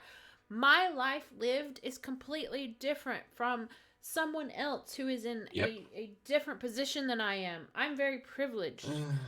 And also, you do know that game companies do cover themselves by stating on their terms that any interactions online are not monitored by the companies and not all of that. Online interactions are by the people and the people alone. They can't be somewhat be controlled. Although certain companies have now started doing it, such as Microsoft, with the reporting function and listening in and all that sort of thing. And to be honest, I don't want $1 trillion corporation listening into my conversations, right, even though they do already anyway. I mean, they do. But there's also a big thing about this is that it's funny, and this was noted as well. Why have they only chosen the most popular games to go after? Well, I mean, that's the thing. I mean, they want attention. Yes, they do. I do like what Jesse said, which is Pete, he's so sweet. He once ran through a field of wheat. Polly says in slow-mo. It makes me think of Gladiator. Pete, have you ever seen Gladiator? It's the best movie ever. Not for a very long time, but I know the scene you're talking about. It's such a great movie, and I just keep picturing you at the end. Because it's now the second time it's come up in a week, and I'm probably going to have to buy the 4K for it. You need to. It's one of the best Screw movies. off. You're costing me money. I need to see Napoleon. That's not what this show is about.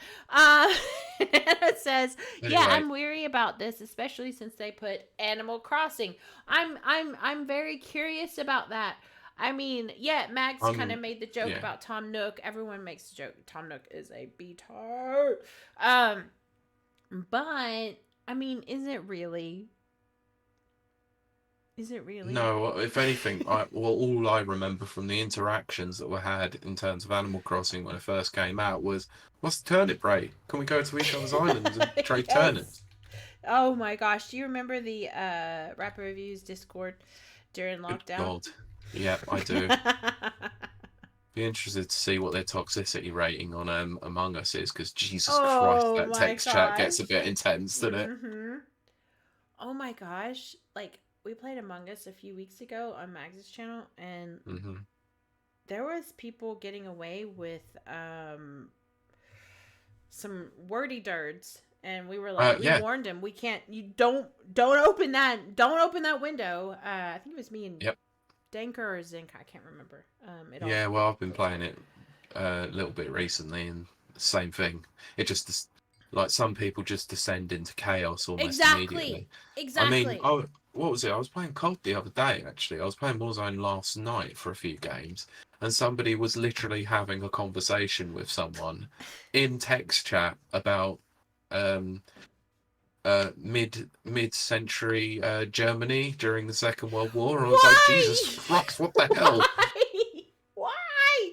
Oh, yeah, Max says those racist mofos. Exactly, that was a thing that happened.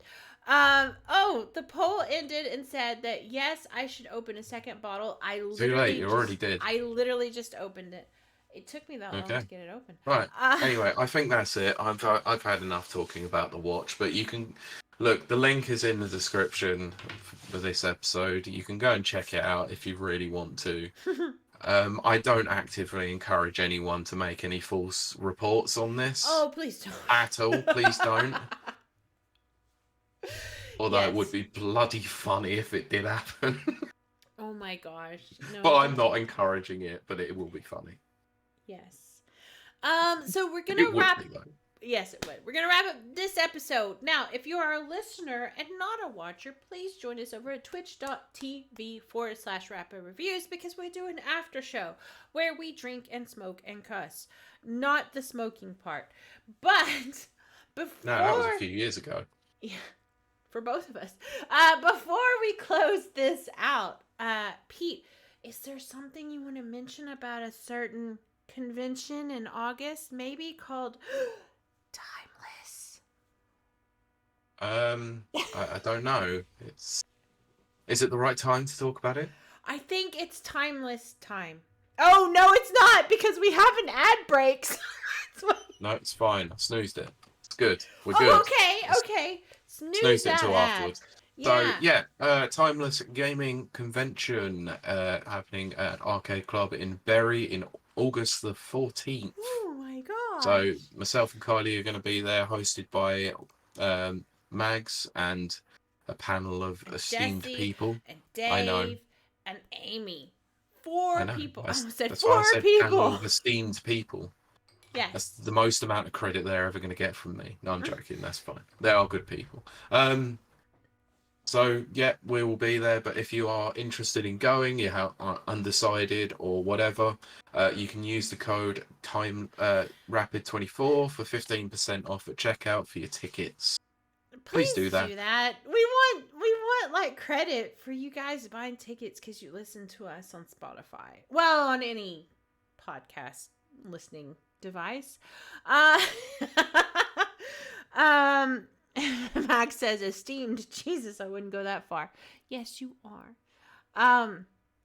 But for real, it will be a very fun time. Jenny and I are going to do line dancing and bingo.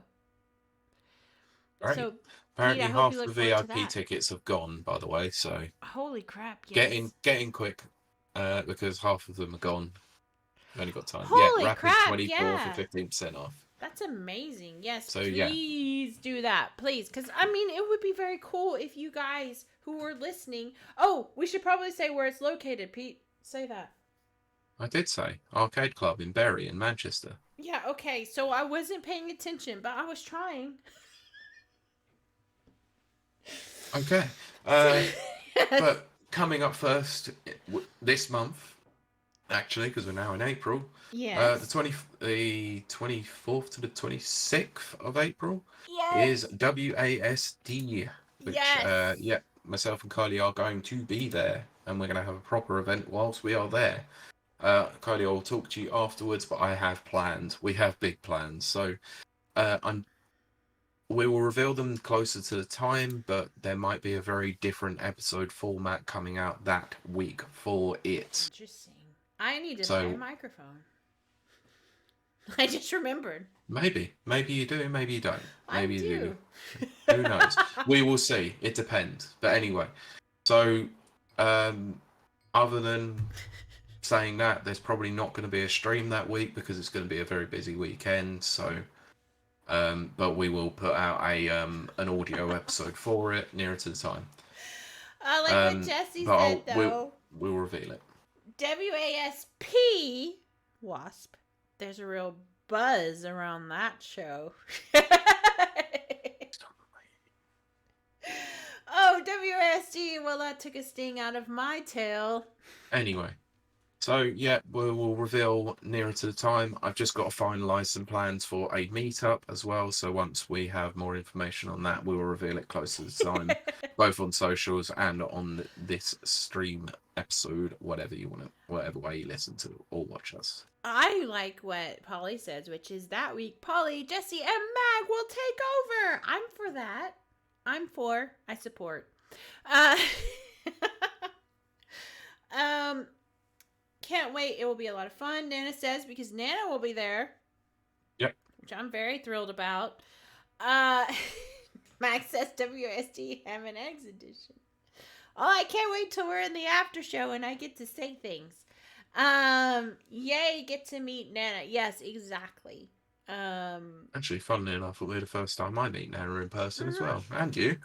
I know, that's so weird, Pete, because Pete and I have been doing Rapid Reviews podcast for 4 freaking years. Nearly 4.5 at this point. Absolutely, nearly 4.5. And we have never met in person, which is weird because it feels like we have. So No, that but will I'll be be fun. seeing you plenty of times this year. Oh yes, this year we're going to be hanging out a lot, also with Max. Max Yeah, says, some of it with Mag, some of it not. well, yes. Max says loads of games were announced this week for WASD. Got my eye on some good ones. I know we're talking about that. Me and Pete are. Mm-hmm. Don't know if you got my message earlier, but I might have booked us into our first appointment this week.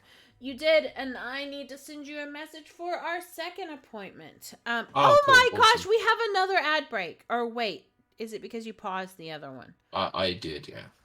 I'm so sorry. I'm going to. It's fine. Let's wrap this up soon. We'll wrap this up. So, right, that's it for me. Apart from I do a movie-based podcast that you can listen to on Spotify and other good or bad podcast players called The Never Watchers, all film, TV shows related. We actually, a couple of days ago, released the June Part 1 episode with both Gadget and Stig from the Modern Escapism podcast as guests. Yeah, Gadget's great. Yeah, they are both experts on the book. So they were filling in a lot of stuff for us. Right, I haven't met Stig. I've seen his posts. Yep. But I've not met him. Yep. Or done a show with him. Good bunch of dudes, so I'll just give them a shout out. Please go and absolutely check out Modern Escapism on good and bad podcast players as well. They do plenty of stuff over there, so it's always a pleasure to have. They've been involved in this show as well, some of the people, so they are good people. So please go and check them out as well. Yep. And I do random crap over on my channel on Tuesdays with Jenny. At this Jenny Sparkles. Not that Jenny Sparkles, but this Jenny Sparkles. Sometimes we do a podcast. Sometimes we just play Fortnite. But that's what you did the last Sunday. That's what we did last Tuesday, sorry. Yeah. Pete came by and said hi. Yeah, before I started recording.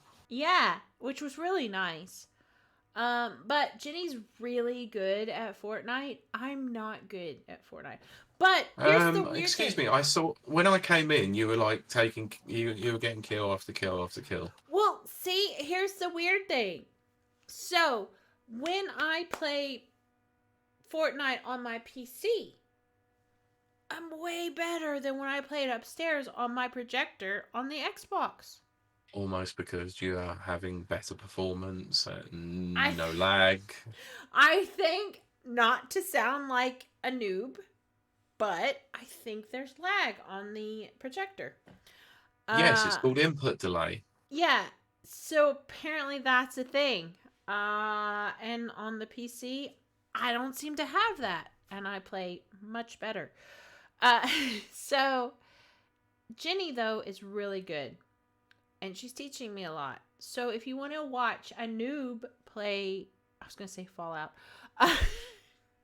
Fortnite, come check me out Tuesdays at 7:00 British time. What is that called? GMT? BST? Well, BST at the moment. Okay, BST. Clocks went forward, so.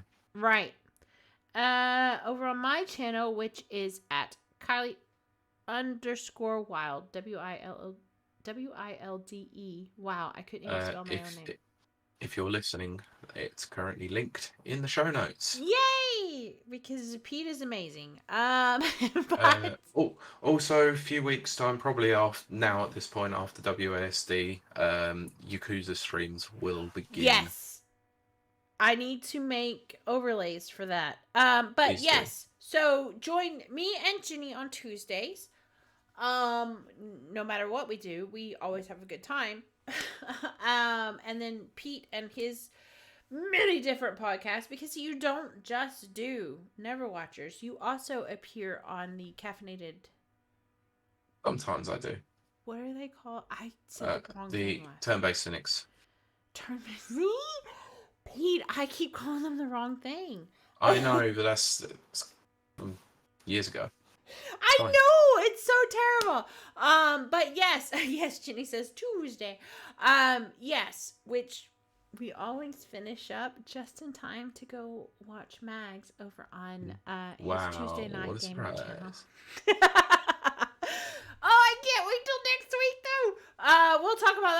second, so if you want to come check me and Pete out on Twitch, where we do a pre-show and a post-show, come check us out for real. We're at twitch.tv/RabberReviews, and you get to see the really cool pre and post-show, which we're about to go into.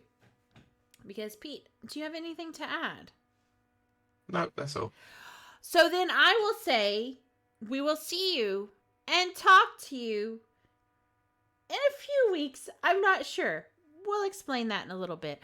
Bye! Oh, Nook is the most toxic man alive. Goodbye. Thus ends the podcast portion, and I can finally smoke and drink and cuss with chat. Chat, you nearly got me. You freaking nearly got me in the middle of that. I hope you're proud of yourselves. Never. Jesse and Polly and Mags. Oh my gosh. And Jenny too. They were talking about like shining balls. And I was like, I can't read this. See? Polly says ball gag. See? I couldn't say that. Then it says, great episode. Oh, Daker says someone is gagging now. Jenny says, I just mentioned boiled eggs innocently. So next week's gonna be a weird one, Pete. That might not happen. Might not happen.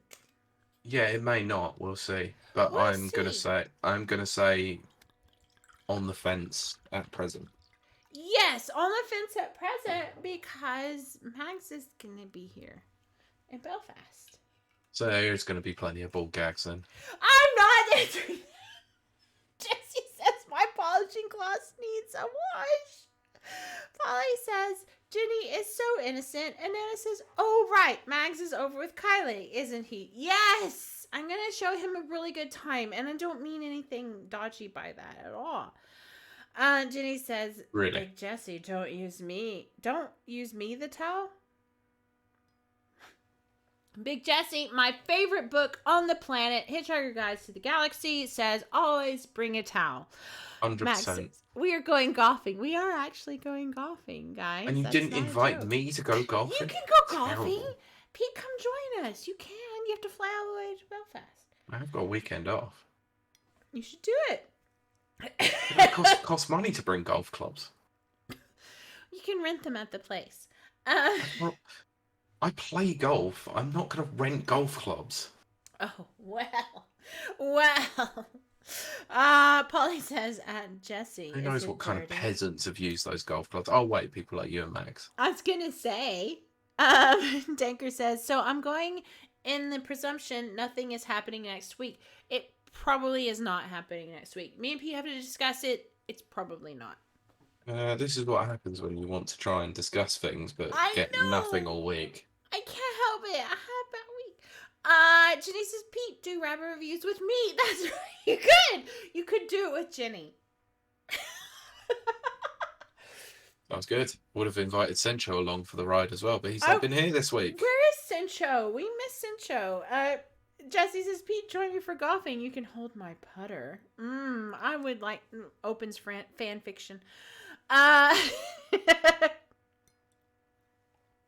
Max says, wow, I'm a peasant. Paul says... When it comes to golf, yes. Yes, you are. Polly says to Jesse, I'll hold your balls. Mag says, you're defo buying me a beer now for that comment. I was going to buy you a beer anyway. It was just the one from earlier on where he said, you're going to buy me one, forgetting that I don't drink. Jenny reminds me to not read everything, Kylie. I know I shouldn't, but I'm 1.5 bottles of wine in. So I just read everything. I think Jesse features in all the fan fictions. Big Jesse says, yes, to reiterate what Pete says, I'm worried how often I feature in Kylie's fan fiction. It's true. It usually involves Jesse and Mags and who knows what.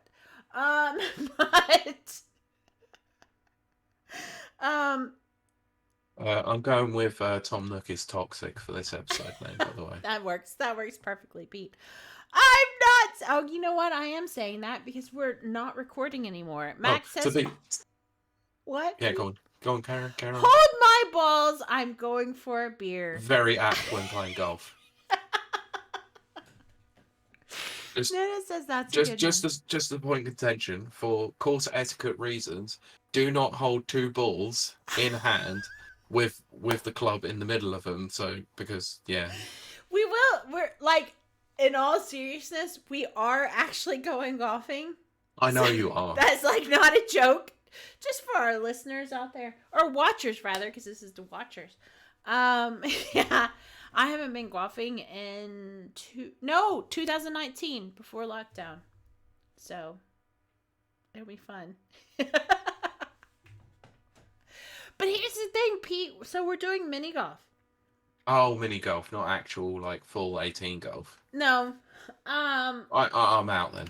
But it's set. Get this. It's set in a wasteland. It's set in a post-apocalyptic wasteland. How freaking cool is that? That's awesome, but that also means that I'm gonna have to do the Fallout spoiler cast next week with someone else. Oh man, I gotta watch that. They actually announced it's coming out a day earlier. Really? Not the 12th, now the 11th. Like I obviously I have an Amazon Fire Stick, and it does keep saying that the first episode is free. Like it's up. And I need to watch it. I don't know why I haven't watched it. I don't know. Really? I'm surprised by that because I really didn't think it was actually out yet.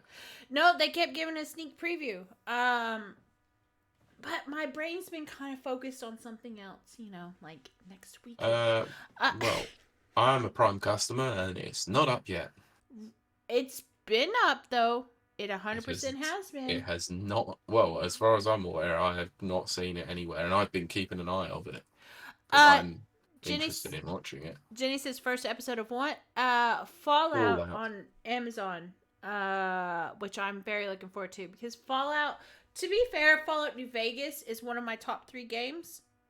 Fallout in general is not maybe that high, but Fallout New Vegas is absolutely. Jesse, there are no height restrictions at mini golf. The only thing is you can get child-sized putters. Look, Max only needs to be this high to ride this ride. I didn't see what you did, and I don't want to know. I'm too busy editing.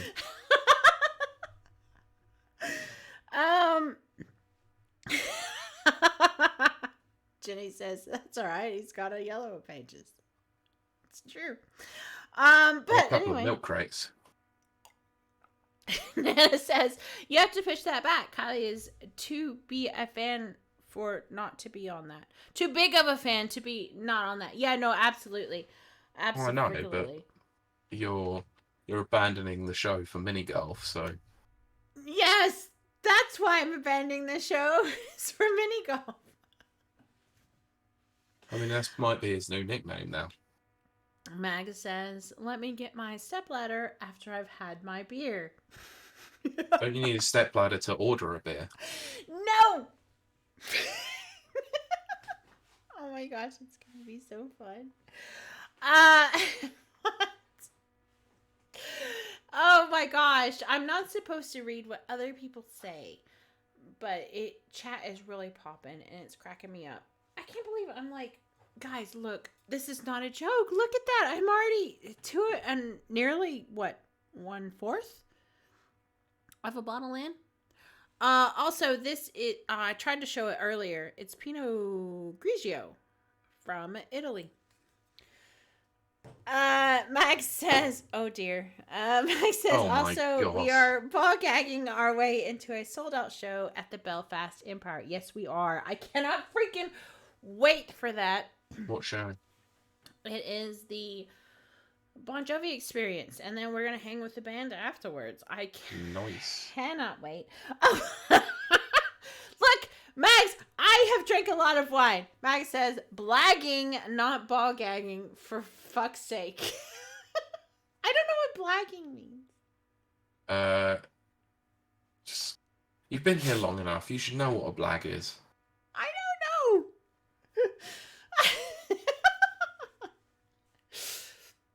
know that this is my favorite part of Rapid Reviews is the after show. But gee, brilliant. You know, don't enjoy the fucking show. I love the show, Pete. I love it and I adore it. But I do love the after show. It's always fun. You know that it's fun. Oh, I know it is, but you would think that, you know, the best part of the show is the show.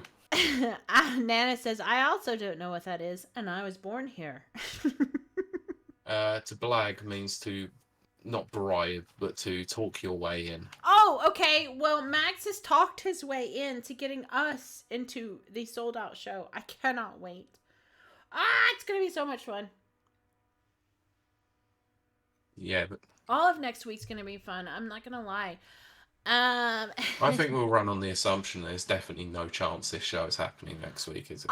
I'm starting to think that it might not, Pete. Let's just say right now, probably not. Then let's just let you have the week off.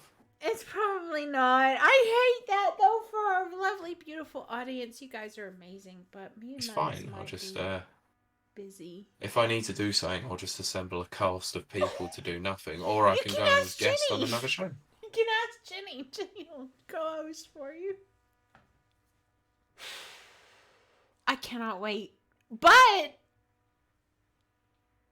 TNGC will be filmed here in Belfast. You only heard it here. You won't hear that anywhere else but here. Okay. Well, right, so Fallout spoiler special 21st then, and then the WSD episode. Yes. But yes, we're gonna have to wrap because this up pretty soon, by the way. WSD is exactly the next week. Jenny says, I don't drink wine, so it wouldn't be the same. Oh, but it would be better. Jenny, you're so much better. Mag says TNGC in Belfast with a bull. I kid you not. I cannot wait. I'm not gonna lie. I'm very excited about it. I can't really hide that because I'm actually extremely excited about that. Nana says, I have no problems appearing on the show, honestly. That's true, Pete. I know. But Nana has filled in before. I'm very much aware. What was I doing? I think you were ill. I was sick or something. Yeah, you were really sick, so Nana filled in for you. But that's Nana when I had the flu. Yes, I will be talking to Nana at some point about the WSD episode. Oh my gosh, yeah. The WSD episode's going to be great. You don't even know what the plan is yet. We don't, but we've got a lot of things lined up. You don't. I've got some stuff, Pete, that you need to follow up on. Yeah, I'll drink one more glass of wine. I know, but I need to end this in a minute anyway. Oh no. Okay. I did say to you, I need to stop at 9. You did. I do hope everyone's enjoyed tonight. I couldn't interact with chat while we were recording our wonderful podcast. You could, but probably the best thing was to not. Yeah, it tickled me quite a bit. Because chat, Pete, if you didn't notice, and I'm sure you did, they started talking about ball gags. I'm fully aware of it. Because I have a funny thing that I can actually ignore the chat. See, you're very good. No offense, I like our chat, but actually I'm here for a purpose to inform and entertain. But Pete, if you don't forget, we have an episode called Kiley Cannot Ignore Chat. Very true. Or Kiley is distracted by chat. That's it. Kiley distracted by chat. That's what it's called. I love chat so much. But I am very much looking forward to WSD, and I am looking forward to Nana to meeting you. Weirdly meeting Pete, which it won't feel like I'm meeting Pete. It'll just feel like, hey, Pete. Aw, you guys are amazing. Jenny says chat loves you both, and Big Jessie says chat loves you too, Kiley. I love chat. Thank you. Thanks. You guys make Thanks, me Jessie. feel Screw off. amazing. Thanks, Jenny. I appreciate that. Yes. But Oh, okay. nice. Right, Yeah, exactly. I'll let you off then. Jessie says it's more just lust with Pete. Oh, that's amazing. But I do want to say, Polly says he is pretty. But sorry, press X to doubt. Where's my... Pete, Hang on, wait. for real. No. When I saw our, like... When our, like, 3 years ago... Was it 3 years ago? I think it was 3 years ago. Our first, like... when we first went live, which I think was 3 years ago, not 4 years ago. Something like that. We looked so young, Pete. I was actually watching a clip the other day of it, and Jesus Christ, I've lost so much weight in my face. You have lost so... Both of us have lost... First of all, both of us have lost so much weight. Your hair has changed a hell of a lot since then as well. It just changes every 6 months.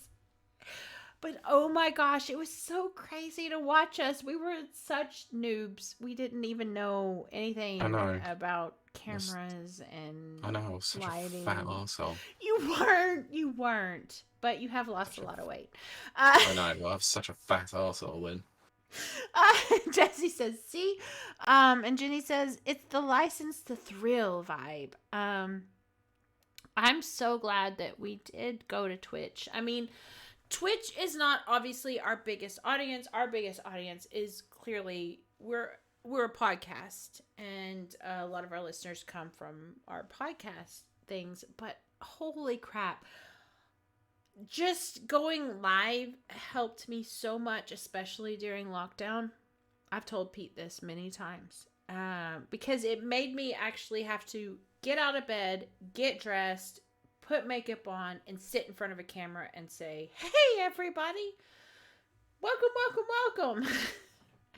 And I think that was the greatest thing that ever happened, honestly. And I'm very proud of what we've done.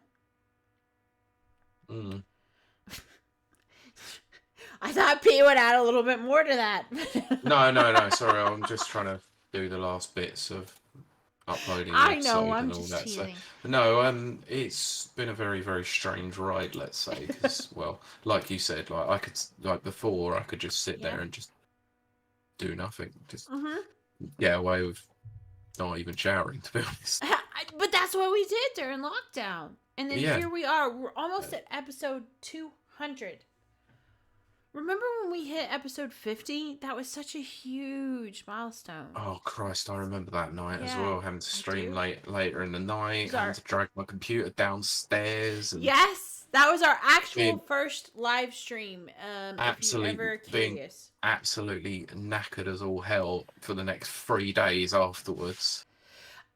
Jenny, it's weirdly in probably 6 weeks because I'm probably not going to stream next week.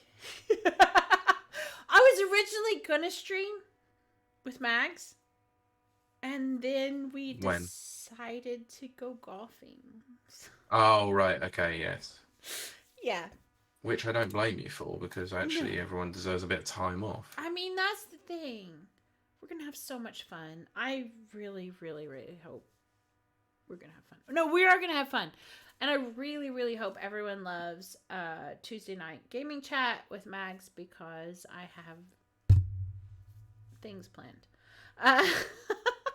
So I would say maybe in 6 weeks, 200 is planned. Maybe. More than likely, yeah. But it's so crazy, Pete, because remember our 50th episode, we had, what's his face that I cannot remember because I've drank nearly 2 bottles of wine, from Wired magazine. What's his name? Gareth. And the charity. Sorry. So we had Gareth from Wired. From Wired and Safe in Our World. Safe in Our World. That's it. Sophia Narwitz. We had Sophia. We had Daryl. We had people that Lewis. were upset that they were on the same show as Sophia. I find that so funny. Here's why I find that funny. Because they got along with Sophia, if you remember. And then they were upset that they got along with Sophia. Sophia is a very controversial figure.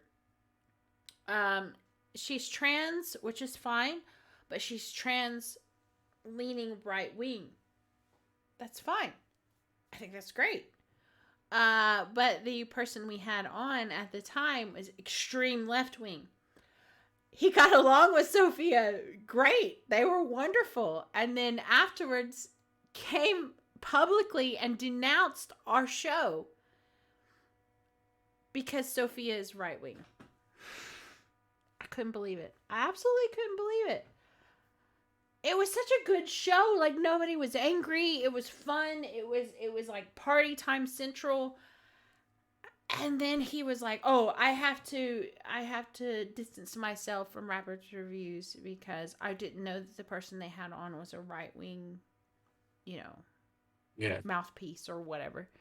And it's like, dude, you really liked her and you enjoyed your time on the show. It's okay. It's okay to like people who don't agree with you. Anyway, that's episode 50. Unfortunately, this is the problem. Some people want to live in an echo chamber, and that's it. I know. I don't like that, to be honest, but that's fine. That's up to them. Like that, we offer an open platform for anyone to come in and discuss and disagree, and then shake hands and walk away at the end of it.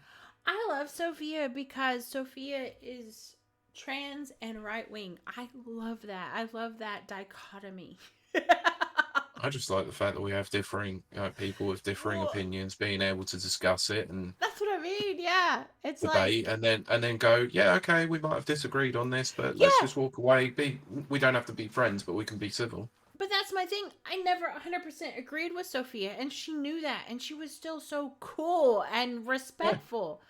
Like, I'm so super left-wing. I'm extreme left-wing. But I could chill with Sophia, like, any day. Yeah, of course. I just love that. I love episode 50 for that reason.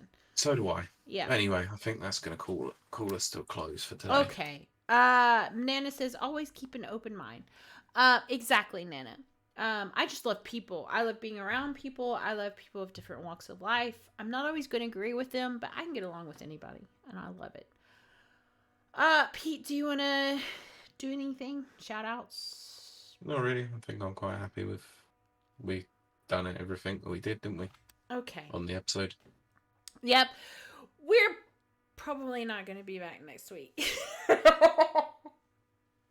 Because Max will be here and I will be very busy. Showing him a good time. Max says, shout out for all the beers Pete is going to buy me during WASD. WASD. I wish that Dave was here because I would say shout out to Dave for all the wine he's going to buy me. Yeah. Because we were at Debug together and Dave bought me just tons of wine. Yep. But yes, come back here for some amazing WASD coverage. I cannot wait. We have access already to some amazing devs and amazing games. It's just going to be amazing. Simplistic word, but it's true. Mags says, is Dave even going? See, here's the thing, Mags. Dave said he was going, but then when he found out that you and I might be, having our own arrangements, he told me that interrupted his arrangements. So, fingers crossed he's still going, but we'll see. But me and Pete and Max will be there, which means Nana will be there. I hope to see all of you there. It will be amazing. Yeah. You want to add anything, Pete? Nope. Okay. I still haven't finished. Well, we're now 10 minutes over when I said I need to jump Pete. off. You're right. Jenny says good night. Good night, Jenny. Thank you for joining. Yes, thank you. I will finish up by saying thank you everyone for joining us tonight. It's been a show. It's been a good show. It's been thanks for the crazy interactions that's been distracting the shit out of Kiley all evening. It's always appreciated. We always do. Ball gags with Max. I'm very distracted. Yeah, it was interesting. Sorry I didn't engage with it whilst we were recording, but I am professional. Polly says, love you, Pete. And also, can I have your phone number? I'm pretty sure my fiance would not like that being passed out. I love it. Yes, so we will wrap this up. This is my last glass for the night. Yeah, let's wrap it up. Yes, absolutely, Jenny. So today is Sunday. Check out Mags tomorrow. I think he's streaming. I don't check out Mags all week. Check out Kylie on Tuesday. I always check out Mags. That's not a lie. And yes, check me and Jenny out Tuesday. Yes, and we'll be back in 2 weeks. Yeah, probably. Right, so Mags is playing South Park tomorrow. I couldn't remember. Yes, absolutely. I cannot wait for that. I love Cartman. Sadly, I've heard... What? I've been tempted to buy it. I've been tempted. Yeah, but I've heard Cartman is not his usual self. So... No, of course he's not. We'll see how that goes. Anyway. Yes, we're going to wrap this up. Thank you so much for joining us. You Thank guys you, are amazing. And we will see you and talk to you probably in 2 weeks. All right. Bye. Goodbye. It's not my fault we're abandoning you.